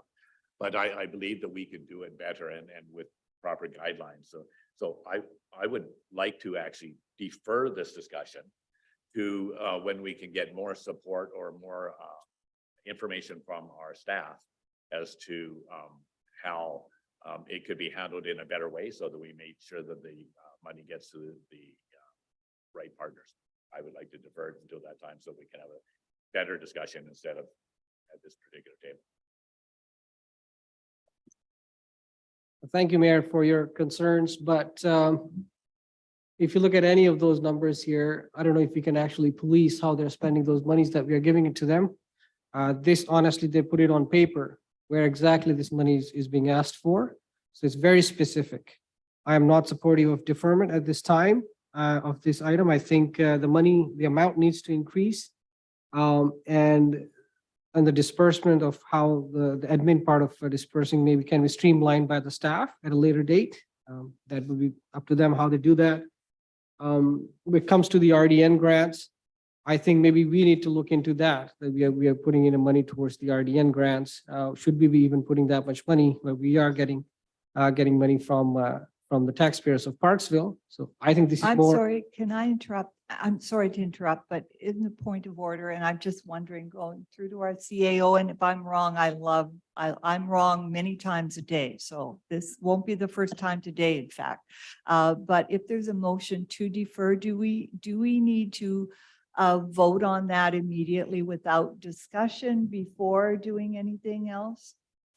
If I may, through the mayor, yes, I didn't hear a formal motion, but if there is a desire to defer, we need a motion moved and seconded and voted on, and then no debate. So someone needs to make a formal motion to defer, and that needs to be seconded and voted on. Right. And then there's no debate on the deferment. Right. And that was where I was going with it, but anyhow, thank you for that. I would like to make a motion to defer at this time. Seconded by Councillor Grimes. Call the vote. Yeah, call the vote. All those in favor of deferment? Okay, defeated. Carry on back to the original discussion on the original motion. No, that's good, Mary. Thank you, thank you, Councillor Beard, for the point of order. Yeah, I would just like to say, like, this is very specific to the residents of Parksville taxpayers. So I think we need to increase this amount. I've already spoken. Most of my councillors have spoken. My fellow councillors have spoken for the benefit of this. I think, yeah, I would like this motion to pass. Councillor Grimes. Thank you. I think the motion to defer did fail, but one of the reasons to defer it, I think, is to get a better understanding of how the RDN program works. We can't tell the RDN not to disperse funds to Parksville. We can't decide how much money from Parksville goes to the RDN because this is part of the RDN's budget. So we give a chunk of money to the RDN, and then part of that chunk goes towards the $75,000 of disbursements they give. They are administering those disbursements. We don't get as much credit maybe at Parksville Council for when that money goes out the door because it's going out from the RDN and it's this hop, skip, and a jump from the money, but just we see this in many examples where there's a provincial matter or federal matter that comes at our door. The RDN grant and aid program is a similar example that people are more aware of the Parksville one, even though the RDN one is much more wealthy. It's much more money there available. I've seen the list of who's been given grants. They're not given $50 and $25 and $100 that costs us a lot of admin time. They're given $1,200 or $12,000. Like they're given significantly more money. So, I mean, in some ways, it'd be better to take our $5,000 and make it, use it to communicate better to the community that the RDN grant program is available if it's not being fully utilized. So it seems way more efficient, maybe a little less politically attractive for us to be giving out $50 to this community group, but to Councillor Beal's point, it also costs a lot of admin time to that group to submit to get their $50, plus our staff to disperse the $50. So that's why I think the whole program, really, we need to take a look at it, how we can make it most effective as possible. And that's why I'm very much supportive of supporting our local community groups, but the RDN factor is a huge one to consider as well. Thank you, Councillor Beal. Thank you, Mr. Mayor, and thank you, Councillor Grenz, for your comments. And I do have a couple of thoughts. I still do want to support this increase. I think there is value with it coming to Parksville at this time, unless there's a revamp of the whole, until such time that there is a revamp at the larger level. One thing it does do is it certainly makes me aware of projects that are ongoing or being imagined, planned for in our community by, and more aware of specific community groups that are doing things than I might be if it was at the RDN level. But the other thing that I do think needs to happen, and that's why at the last meeting I did voice the request and that the desire that groups are also applying to other places such as the RDN. But I do think it would be helpful, and maybe this already exists, that any letter that goes out to the recipients, whether, the applicants, whether they be successful or not, to encourage them to include information about applying for RDN grants. I mean, this speaks to the level of my own ignorance. Many, many years ago, when I first moved into the city, I always thought of the RDN as being the area around the city. And although I was aware of the garbage part and the other, anything else that said RDN, I assumed that I was in the city of Parksville and that I was not actually part of the RDN. So I was very busy working. I was very busy raising a family. I was very busy trying to keep my house from falling down, or building a deck, or cleaning up trees that have dropped branches. So I really wasn't tuned into the city politics the way that people who are here today are, or who work for the city. And I think that we can lose sight of that people don't have a full understanding of the whole relationship with the city and the RDN. Now, I think we've come a long ways, but I think if people got direct information when they applied that here are some grants that you could consider in just a standard letter, I think that would help going forward. But in the short term, at least, I would like to see this increase. Thank you, Councillor Beal. I'll just touch further on the RDN portion of it. This is the first time ever that this council has very proactively pursued the RDN grants. And I think it would be worthwhile to at least put this in play about getting the grants. And we already have intakes of past recipients of grants for our grant and aid program. So that would be a good starting point to look at those groups that have been applying for it, and to make sure that they actually apply to one of the ones we have. As to Councillor Grenz's comment, is that the RDN have very deep pockets compared to ours. You saw some of our grant intakes for the spring, you're getting $100. Well, so the RDN are much more generous. And I can say that because they're pulling from a greater fund of the RDN members, of course. And so that's why I feel it's beneficial. I would like to suggest, I still won't support an increase at this time until after, maybe I would suggest we could have this in another year's time to see how successful we were at proactively pursuing the other grants that the city of Parksville taxpayers are already paying into in this other group as known as the RDN. So I think, they're already paying their taxes into that as well.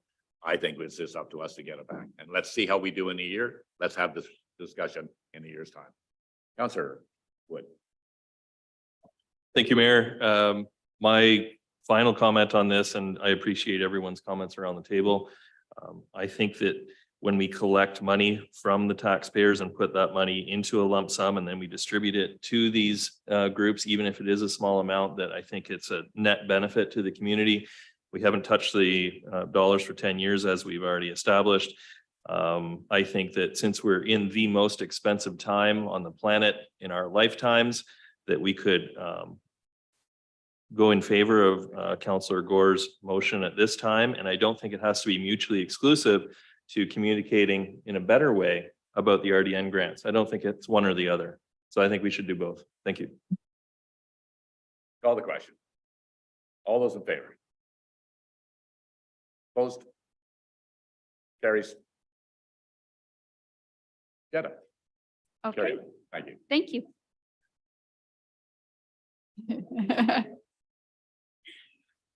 Okay, next department within that executive function group is communications. And communications, again, does lots of different things, engaging with the community and providing information, supporting our website, as well as assisting us in many, many ways. They don't have any minor capital items this time, but you'll note that there is an increase over the prior year. We added an amount this year to budget specifically for some of the community events that communications has been supporting over the last number of years, things like the Christmas carols and the Memorial Plaza and things that happen in the community park. This year specifically, it's the 100th birthday of the community park. It's the RCMP 150 years they've been in existence, as well as things happening at Memorial Plaza and Christmas celebrations. So over the last number of years, we've just kind of found the corner of a budget or a corner of a desk somewhere to fund those. Specifically this year, communications has identified those and put aside $20,000 in the budget. So that's most of that increase there is related to specifically providing for some of those community celebrations this year. Great. Okay. Next area is our human resources staff, which also includes occupational health and safety. You'll see some of the stats there with respect to recruitment and the number of employees that we have. Amounts that are different this year as compared to the prior year is amounts related to collective bargaining and our exempt salary review, which is typically done once per term, and the bargaining is done as collective agreements expire, which happened last December. So that's some of the increase in the current year is related to that. Next is our information technology area, which also includes our GIS staff.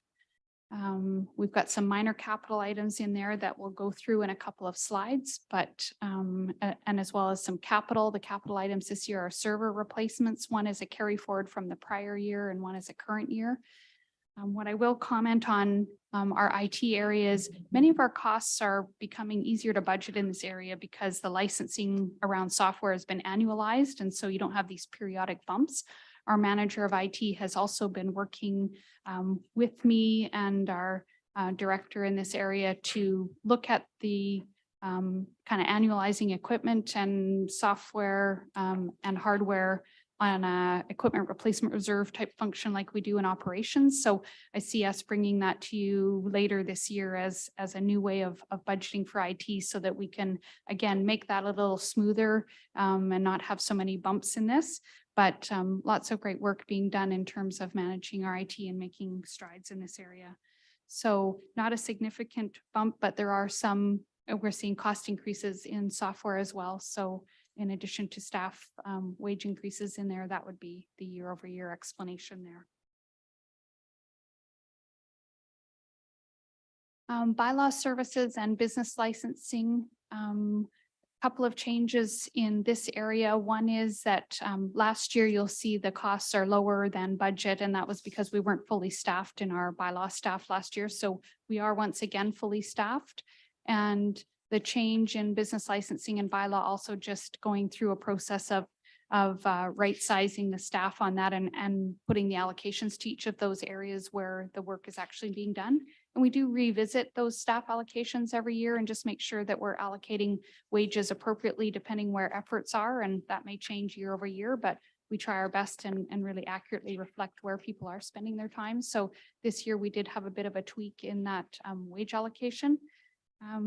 And just again, staff wage increases there. We have discussed already with respect to the spending proposal that was brought forward is bylaws is feeling the impacts of our unhoused population and some of the increases in that area that are taking them away from things that they would have typically done. But you can see some of the metrics that we track for bylaw there with respect to inquiries as well as how many business licenses. You can see there's been quite an uptick in business licenses. One of the things that we implemented last year was the ability to pay business licenses by credit card, which was really well received by our business community because they had a hard time often getting in here during the day to pay. So that's been a really successful initiative between bylaw or business licensing and finance. And just some other metrics that are tracked by bylaw files and tickets issued, which you can see has some variation across the years. Many of these metrics did drop in 2020 just as a result of less activity with people out and about. Our emergency program, you can see there's no change year over year in the cost there. We have some minor capital items there that are mostly funded by carry forward, and that relates to some business continuity and hazard identification plans that were funded with COVID dollars. And so just finishing up those plans that are underway already, and those will be complete in 2023. I'll note in this area that some of those costs are funded with a contribution from the RDN and Qualicum Beach that share in the cost of our emergency services volunteer coordinators. So each of those municipalities provides approximately $22,000 towards that program related to the volunteers. And the costs that are shown here are just the Parksville costs related to our emergency plans. We have had quite a changeover in staff related to emergency program coordinators in the region, both Qualicum Beach and Parksville and the RDN. All of our long-term emergency folks have changed over in the last year. So this year we've got our new emergency program coordinator reestablishing a lot of those programs that didn't happen during the pandemic and really kind of getting back on the footing of doing some of those community engagement events with emergency services again. So no change in overall costs here, just as a result of reestablishing those. Councillor Beal. Thank you, Mr. Mayor, and through to Ms. Holmes. I don't know if this is the time for it, but I'm curious with the emergency program with the people. I'm aware that in the past there was at least, I don't know if there was a yearly event, but there was an event to recognize volunteers who assist with the program. So for instance, the emergency social services, I believe, has volunteers, or ham radio operators and the like. Do you know if that is planned for going forward, that there will be this? It was just a wonderful opportunity to meet and thank some of the many volunteers from our community who do assist. So is that still part of the program? Through the mayor, yes, it is still. Oh.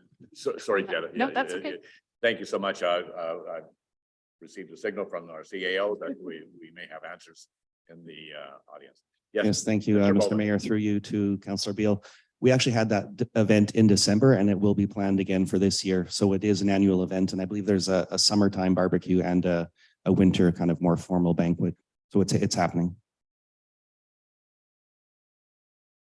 Good on that. Any further questions of this one? There, Jetta. Two more things to add in that. I'll just comment on that. That is an event that is shared costs between the RDN, Qualicum Beach and Parksville all together share that a third each to put that on. And council did approve the application for a UBCM grant related to emergency services. That's not reflected here yet, but the next draft I would include that given council's given direction on that. So finally, in this area, just a few of the minor capital projects of significance that are in the detail that was provided with your agenda, but there is a $20,000 upgrade to our website that is planned for this year. And that would be done mostly with communications staff as well as contract work with respect to the website technical side of things. There's a cybersecurity audit that was started last year that is continuing in 2022. So that would be funded with carry forward funds. There's some funds available, again, carry forward from last year with respect to doing some minor upgrades to the emergency services volunteer office that's located in the PCC. So that's in the minor capital plan. As you're aware, there's an accessibility plan that is required by the province. So that's in the minor capital from our corporate admin group. And $18,000 for aerial ortho photos for our Parksville map. This is something that is part of our GIS system, and we would do every 2 years. So you'll see it recurring within minor capital every 2 years. It is something that we also try to partner with Town of Qualicum Beach on, because one flyover, we can typically capture both of those and get some cost savings as a result of that. Sorry, Councilor Carr, go ahead. Thank you, Mayor. Through you to Ms. Holmes. With the accessibility plan, can you speak to what these $25,000 will be used for? And since it's provincially mandated, are we getting any help from the province for these costs to be covered? I'm going to defer that to our Director of Corporate Well, Admin, who's We'll leading direct that. the question to Ms. Lugo. Thank you, through the mayor.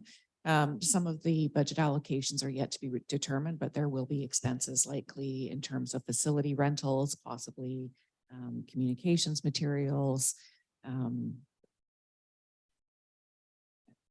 And there may be some additional implementation funding that's available in that. The microphone's not that great, Angie. Right, so there's a number Yeah. of pieces that will determine how the budget is expended in over time as we bring the committee together, but I expect there'll be facility rental costs, meeting costs, there may be some communications materials, perhaps some graphic design around the development of the plan itself, signage, implementation. Some of the actual allocations are yet to be determined. We may also require some interpreters, some ASL interpreters. Follow up. Thank you, Mayor. So would it involve a collaboration with our newly formed accessibility committee, how they would like this monies to be spent? So would this also involve like speaking with the accessibility committee that was just formed to talk to them how they would like some of these monies to be spent, or they might have some ideas? Will you be talking to them? Well, I'll certainly be meeting with them, but I think the needs will become evident, and there won't necessarily be a consultation process on how to expend the funds. But as we move forward with the project and see what pieces are required in terms of public feedback mechanisms, et cetera, then we'll be able to move forward in that way.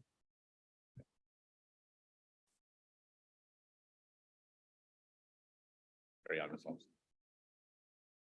Okay, the next area to look at is finance, and finance captures not only what you specifically think of with finance, but also the common services that kind of are support to the entire organization. And so there is some increase in this area, partially because of having full staffing in finance now. We have a term position that is started in September of 2022, which is our capital asset accountant who's working on many of the asset management initiatives.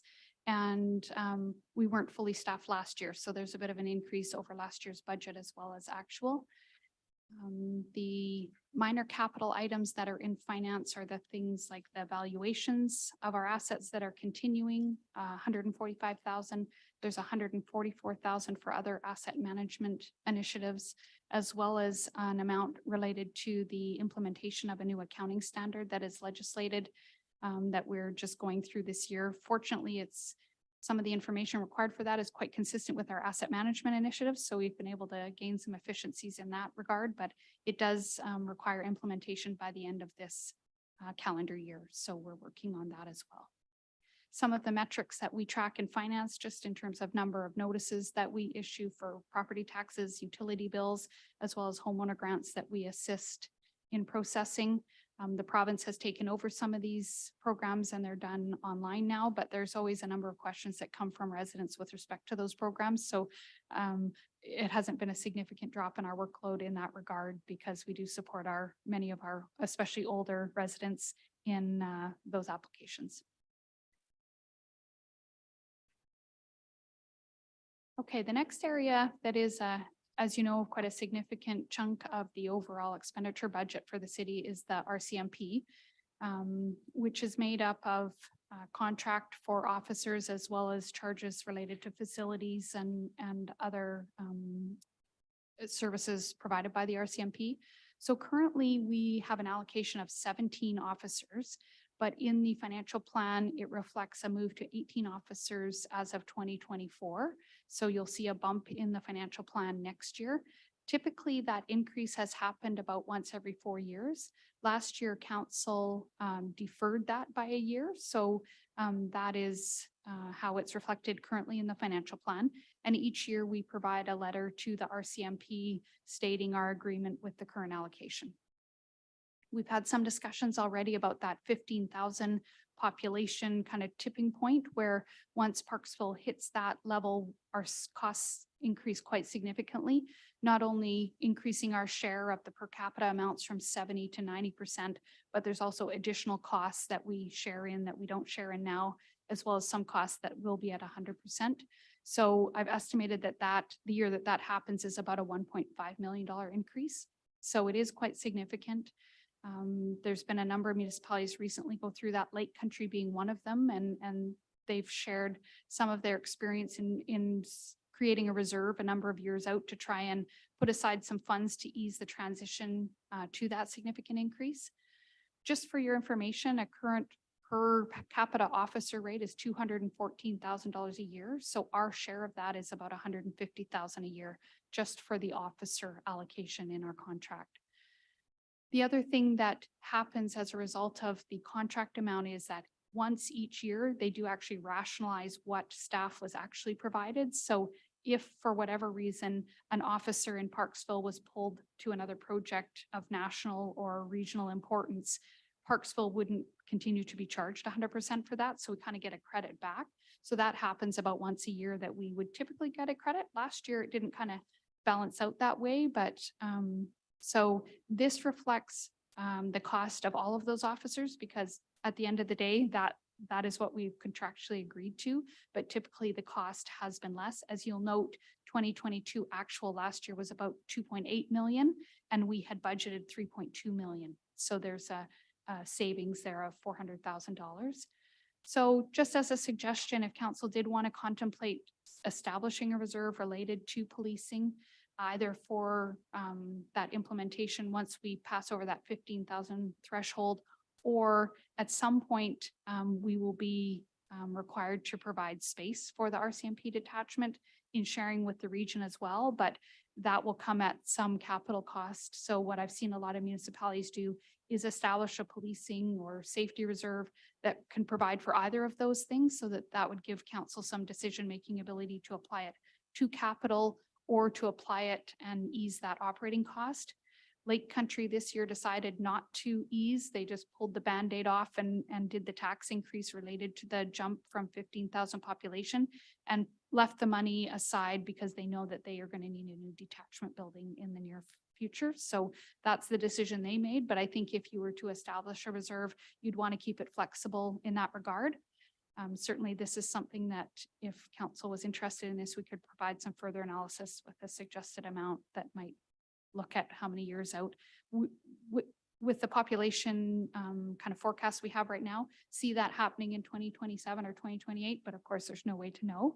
And it is based on a census recording that. So what a lot of municipalities hope for is that you sneak under one more assessment and then you don't get it for another 5 years. It's not as though it flips over the next year, we would get a 5-year grace. So we don't know when that would be, but I think it would be prudent to start to plan for that. So I would just leave that out there as an idea for you to contemplate.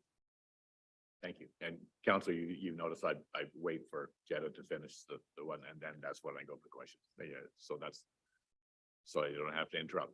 Councilor Wood. Thank you, Mayor. Yes, I appreciate letting Jetta finish. Through yourself to Jetta, I see proposed increase 5% plus 0.5% capital reserve. Do we know what the average dollar amount increase per property is yet? Have we worked that out? About $100 for an average residential home. Okay, I probably missed that part of the meeting. Thank you. Jetta, do you have, if we were going to add to that 0.5% capital reserve for policing, do you have an idea of what that percent might be already? I don't. Okay. Just really waiting to see if this was something council wanted to pursue. Mhm. It's something we could do some analysis and bring it back Sure. with some options for you to contemplate.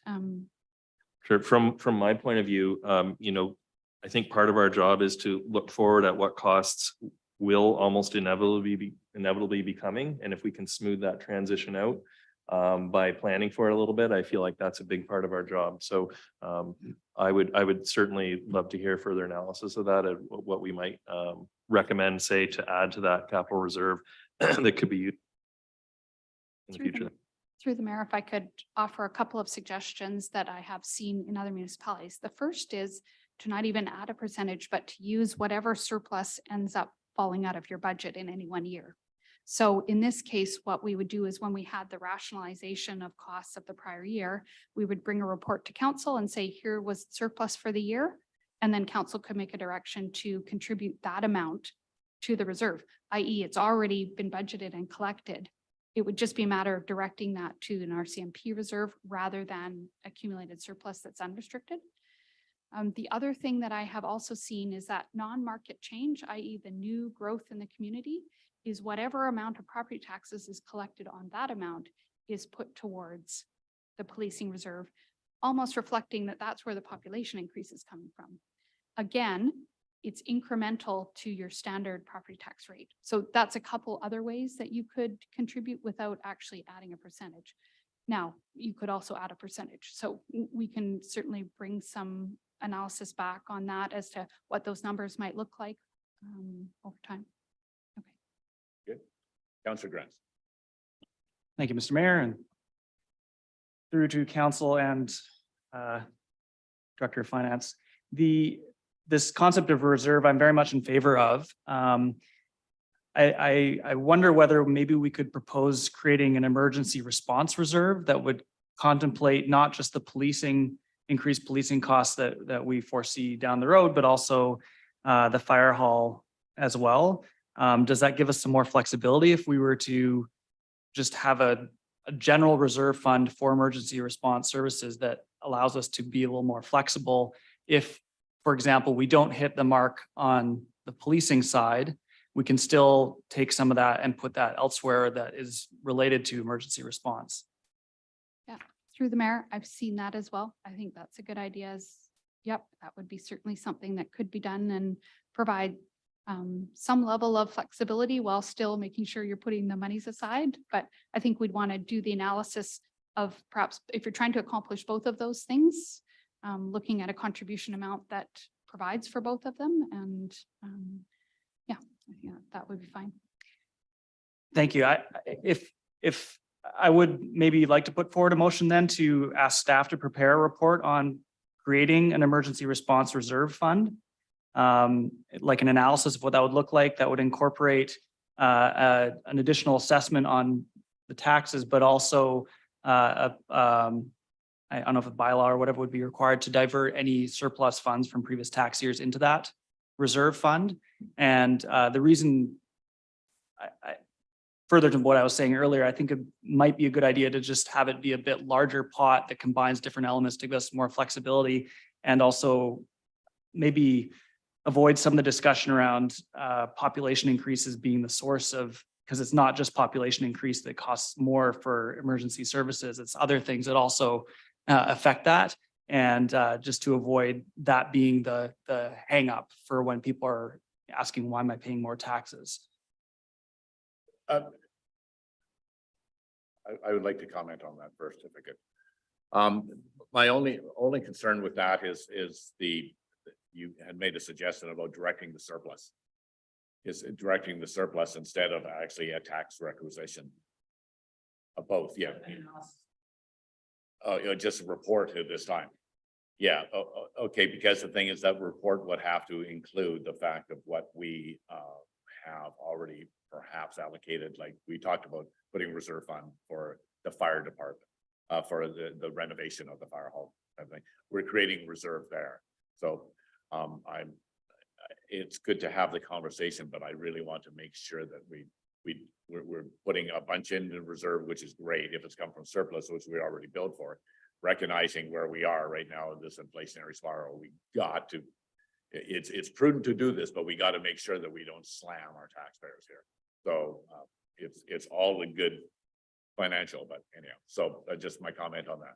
So clarify, please, again, your motion. Thank you, Mr. Mayor. So the motion would be to direct staff to create an analysis of setting up a reserve fund for emergency response capital costs. I guess it would just be capital costs, but also basically it would encompass the police and fire services into a reserve fund that would look at diverting surplus funds from previous tax years into that, as well as setting up a reserve fund levy or whatever on the tax bill as well. So then that would appear as a line item, but I'm suggesting a route for it to go. I'd like to see the analysis from staff on that. But I guess maybe what I'm suggesting on this is that if we could combine those into one fund, that with the idea that it provides us some more flexibility, should we not hit the 15,000 as quickly as we think we may?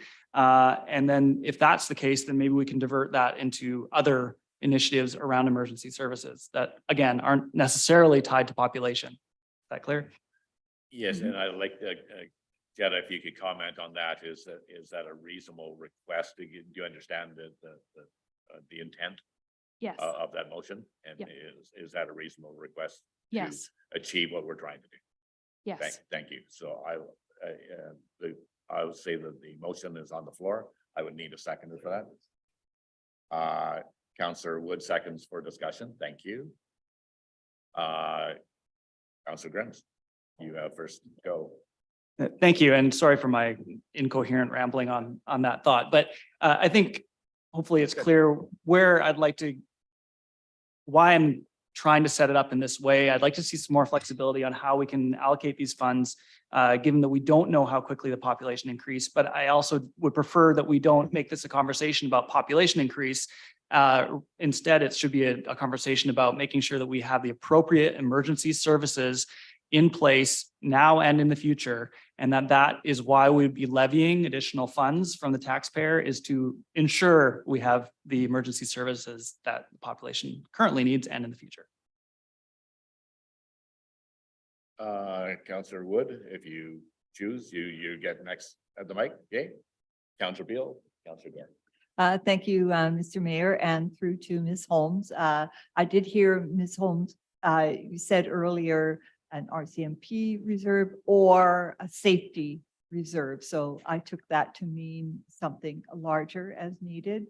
I will say I also did like your comment that, new builds, that maybe something can be looked at there, given the fact that it will be an increase in population that will get us to that tipping point, if you like. And thinking back, I certainly know I know many new residents in the area, and I also know some longtime residents, and some of them are very aware of those kinds of figures and appreciate if something is looked at specifically to address the fact that it is this increase in population that's maybe contributing a little more, if you like, in some way. And finally, just to clarify, if this is something that was for capital costs, is capital costs included for paying for officers, or is that a different Operating. designation? Yeah. Through the Because mayor. I did hear Councillor Grenz mention this for capital costs, but okay, I'd heard that, so I missed. Yes, okay, because I'd heard that and I thought, I think we want to have that not necessarily be just capital costs, because the big cost is going to be an additional member going forward. Right. Thank you. Just to clarify, my understanding was it would be quite flexible. We can bring options for operating and capital, just so that there can be an understanding. I do have a copy of the Lake Country Reserve Policy, and they did leave it very wide open as to capital or operating. Okay. And I believe they allowed for both fire and police as well. So. Thank you. Councillor Gore. Thank you, Mayor. I think it's very well thought thought for like for this to have this fund include not just the police, but also the fire. And I was actually had the same question before Councillor Grenz asked that why not combine the two? So I think it's very prudent to do this. Even though like don't want to get caught up in the semantics, but rather than emergency, should we specify fire and police fund? Sort of, rather than emergency can be like emo is involved and I don't know, a whole other things. Just to be very specific, fire and police. Does that come under protection services? Is that the term for that is all encompassing? Sorry, maybe that's the term you want. Is that what I it think is? that's I what we don't call really it on care. our financial statements, Protective protective services. services. Yeah, that says everybody. That is, that would, that. Councillor Martin. Thank you very much. Anyway, I personally don't like surprises. And this covers it. And thank you, Councillor Grenz, for bringing this through because this is not good for us. So for the future. So I support this too. We've had a lot of discussion. Thank you. CAO Kaler.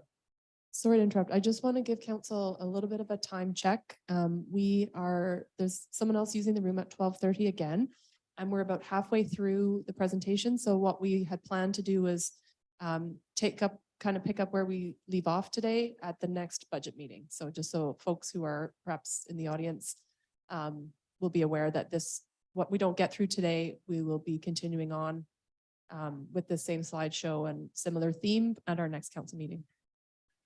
Okay, council, if everybody's okay, I won't call a comfort break. Knowing that you're going to 12:30, you can have your own comfort break. Thank you. I'll call the question.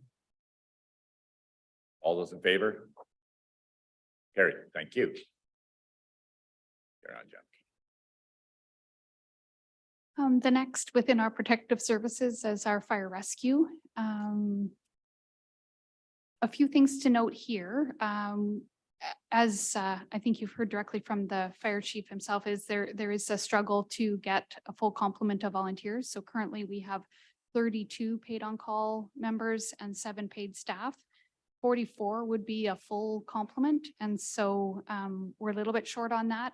The costs reflect that. Last year we had budgeted about 190,000, I think, for payments to volunteers and paid out about 152. And that was really directly reflective of fewer volunteers than we had budgeted for. So I believe that recruiting is just finishing up for this spring. And so hopefully we'll see that complement increase. What this next slide shows, though, is that the calls are increasing each year, and that requires those volunteers or other paid members to be in place to respond to those. And so in this current year, towards the end of this year, the financial plan reflects the addition of another paid staff. And so that would be full-time starting in 2024. But the fire chief expects to be doing that recruiting this fall. And so the financial plan does reflect that. We also, you'll see in the capital plan is in 2025 is the renovation of the fire hall, although currently it's only in the financial plan at 1.4 million. And as the funding proposal reflected, the fire chief is estimating that that's likely closer to $5 million. And so looking ahead at that, which we've just had some discussion about, but that spending proposal is looking at, should we do some design work of cost magnitude and things like that in this current year to better inform what it is that we need in the capital plan for that fire hall renovation. So, but a couple of steps have been taken already with the purchase of the 2 lots adjacent to the fire halls. So council last year made those decisions. So that's the first steps that were required as to implement that renovation. So in the current year, though, there's $100,000 in minor capital related to the demolition of the 2 houses on those properties, and then $30,000 just to essentially create a parking space there until the plans with respect to the renovation are ready to move ahead. So that's in the minor capital for the fire department already, and it was approved at the amended financial plan. I won't go through the establishing reserve in this area. I think we've had a discussion around that, so we'll move forward from that. Sorry. Yep. If I could back up, I would like to actually pull the fire hall renovation out into a separate reserve. Because what we're doing is the previous motion that we just passed was for protective services generally. Because we know population, you're gonna hit 15,000, that's a trigger. We also know that the police facilities may need to be replaced as well. And the other one is the 15,000 may reach 15,000 in a couple of years. But we have a know that we have to do a fire renovation soon.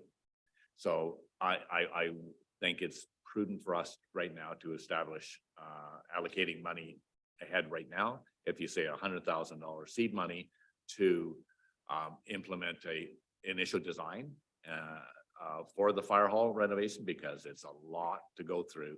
And if we want to have that fire hall up and renovated by 24 or 25, we have to do a lot of groundwork first. So this is a no that we have to do. We've already fiscally bought the property, which is a great first step. But I'm looking for advice here as how to create a reserve fund that is strictly to give the working capital to start the design and implementation of the renovation, and then to actually create a reserve, putting money aside for the construction costs as well. That's what I feel is important that we do at this particular time. So if you can give me some advice there, then I'd like to Sure. put a motion. So I that think way. there's quite a lot of flexibility for council in that regard, given that it's a relatively short term till we're looking at doing the fire hall renovations. So one, there's already probably some money on the table that you could use towards that, including gas tax, including the land sale reserve can be used towards that. So that could be put towards that $200,000 amount this year, as well as towards the actual construction. So council could earmark some of those funds. We haven't started to discuss the new funds that you've received from the province, which should be going in the bank tomorrow. So that's an option as well. But in lieu of establishing a specific reserve for this project, in addition to the kind of general things that we're talking about here, I can provide some analysis as to some different assumptions as to the cost of the fire hall, what we'll need to put aside over the next, say, 3 years, as well as, you may want to contemplate debt or other things. There's grants available for this as well. So staff could do some research. I know the fire chief is already looking for grant opportunities for fire hall construction, but the gas tax is one that is able to be used towards fire hall. It's something that we do want to get spent. So I think there's a lot of options on the fire hall specifically. So I could bring some analysis back with some different numbers and some different combinations that council may want to contemplate. I don't think you need to go so far as to establish a specific reserve for it. I think we can earmark it in the financial plan. You can make contributions to the capital reserve that are earmarked specifically if you did want to make additional contributions above and beyond the other funding that's available. So I think we can just put it in the financial plan as that and not go through the administration of a separate reserve for that alone. My intent would be to use the gas tax or the gas tax anyways to actually placehold a portion of that money, because we have a good reserve there and we do have to spend it. So because I'm and not even worry about that little check I have in my office. Let's not worry about that yet. I want to use, as you say, the gas tax, because we have to spend that or else we're not going to get the next one. So I would like a significant figure to put aside is what I'm saying in this particular year, however that happens. If it needs an analysis for you to come back and do without doing a motion this time. But I also want to make sure that our fire department has seed money to actually start doing the design of this thing. So whatever, if that included in your report. Yeah, then I that think would be fine. it would be great if you could make a motion similar to Councillor Grenz, just to direct staff to do that analysis, Right. and then we can bring it back at a subsequent budget meeting. Thank you. I would like to do that at this time. Please, I'm not gonna, Councillor Martin's gonna second it. Discussion. Councillor Grenz. Well, guess I'm already on. Just to clarify, question maybe through the mayor to staff.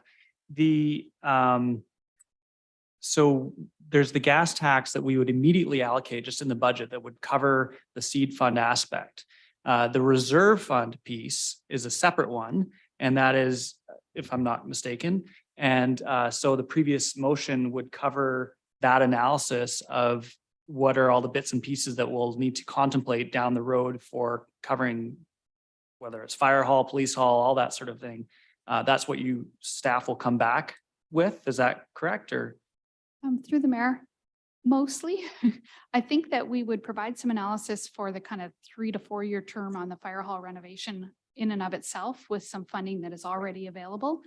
Looking at the other piece of the protective services, including the operating piece with a longer lens and establishing a reserve for that to fund with some flexibility, various things on that. I think though that council can deal with the fire hall expenditures within the 5-year financial plan.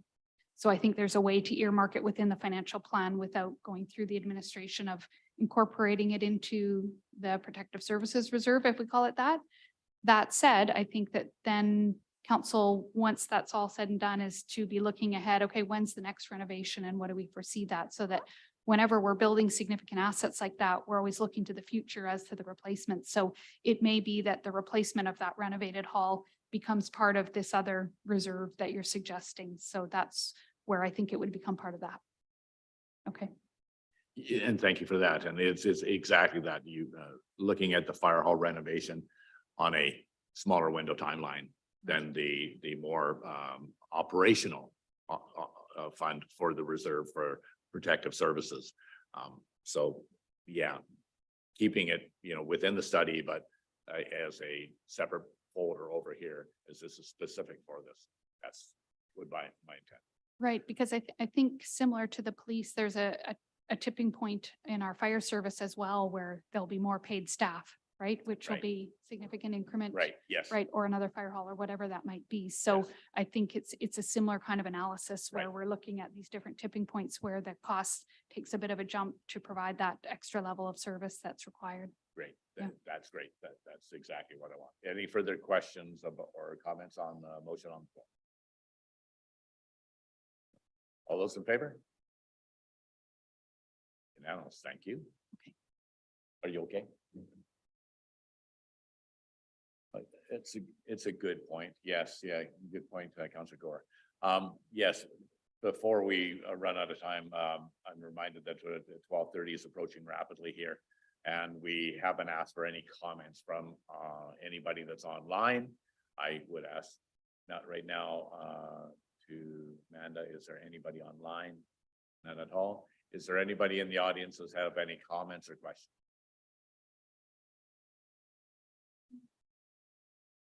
Elaine, go ahead.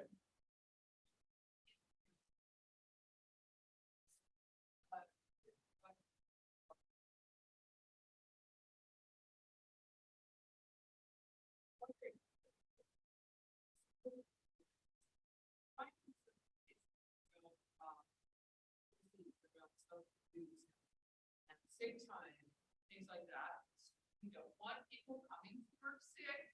That's not what we're saying, but it's actually an unfunded liability that we're encountering. And I'm wondering if you folks are seeing the same thing. If you're seeing that the cost of replacing staff is causing you. Yeah, is Jetta, do you want to take that, or CEO Kaler? Yeah, I was going to say, I think in municipal services, in many cases, although not all, we don't actually replace a person who's sick for the day, right? So maybe the weeding didn't get done that day. It's not as critical as teachers. But certainly through the pandemic and such, we have seen sick time, and there are positions that we do need to replace. And so our budgets have some amounts in them to allow for that backfill in those critical departments like water, or our fire service has some casual time built into it to allow for the replacement of people that are away sick or for other reasons. Yeah. Thank you. Carry on, Ms. Holmes. The final piece on the fire department is just, they've got about $230 in minor capital, all of which have actually been previously approved in either last year's financial plan or the amended financial plan. The first being the UBCM grant funded training equipment for $30,000.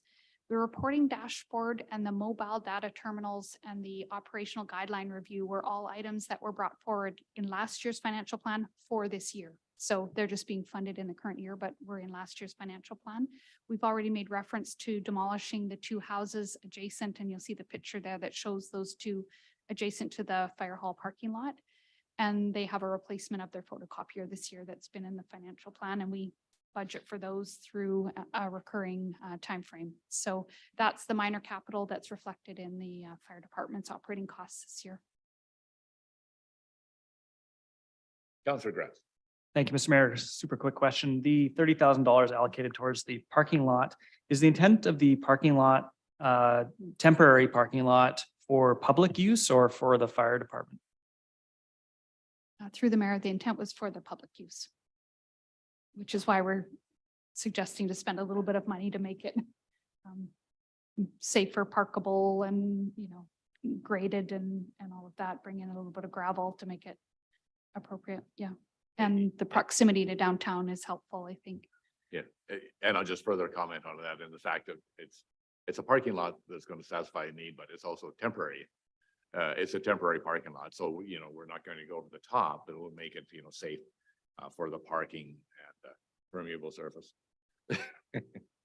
So it's far less expensive, and so the idea is that it's going to provide a little bit of a parking solution. Actually, it was suggested by Chief Norris, and I thought it was a great little band-aid in the meantime. But so, yeah, with that in mind, yeah, definitely, and we own the land.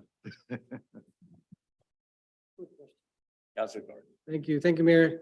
Since Councillor Grant's raised an important point, do we have any idea how many stalls will there be? Any, just to get in, parks, downtown parking is a big issue. I don't.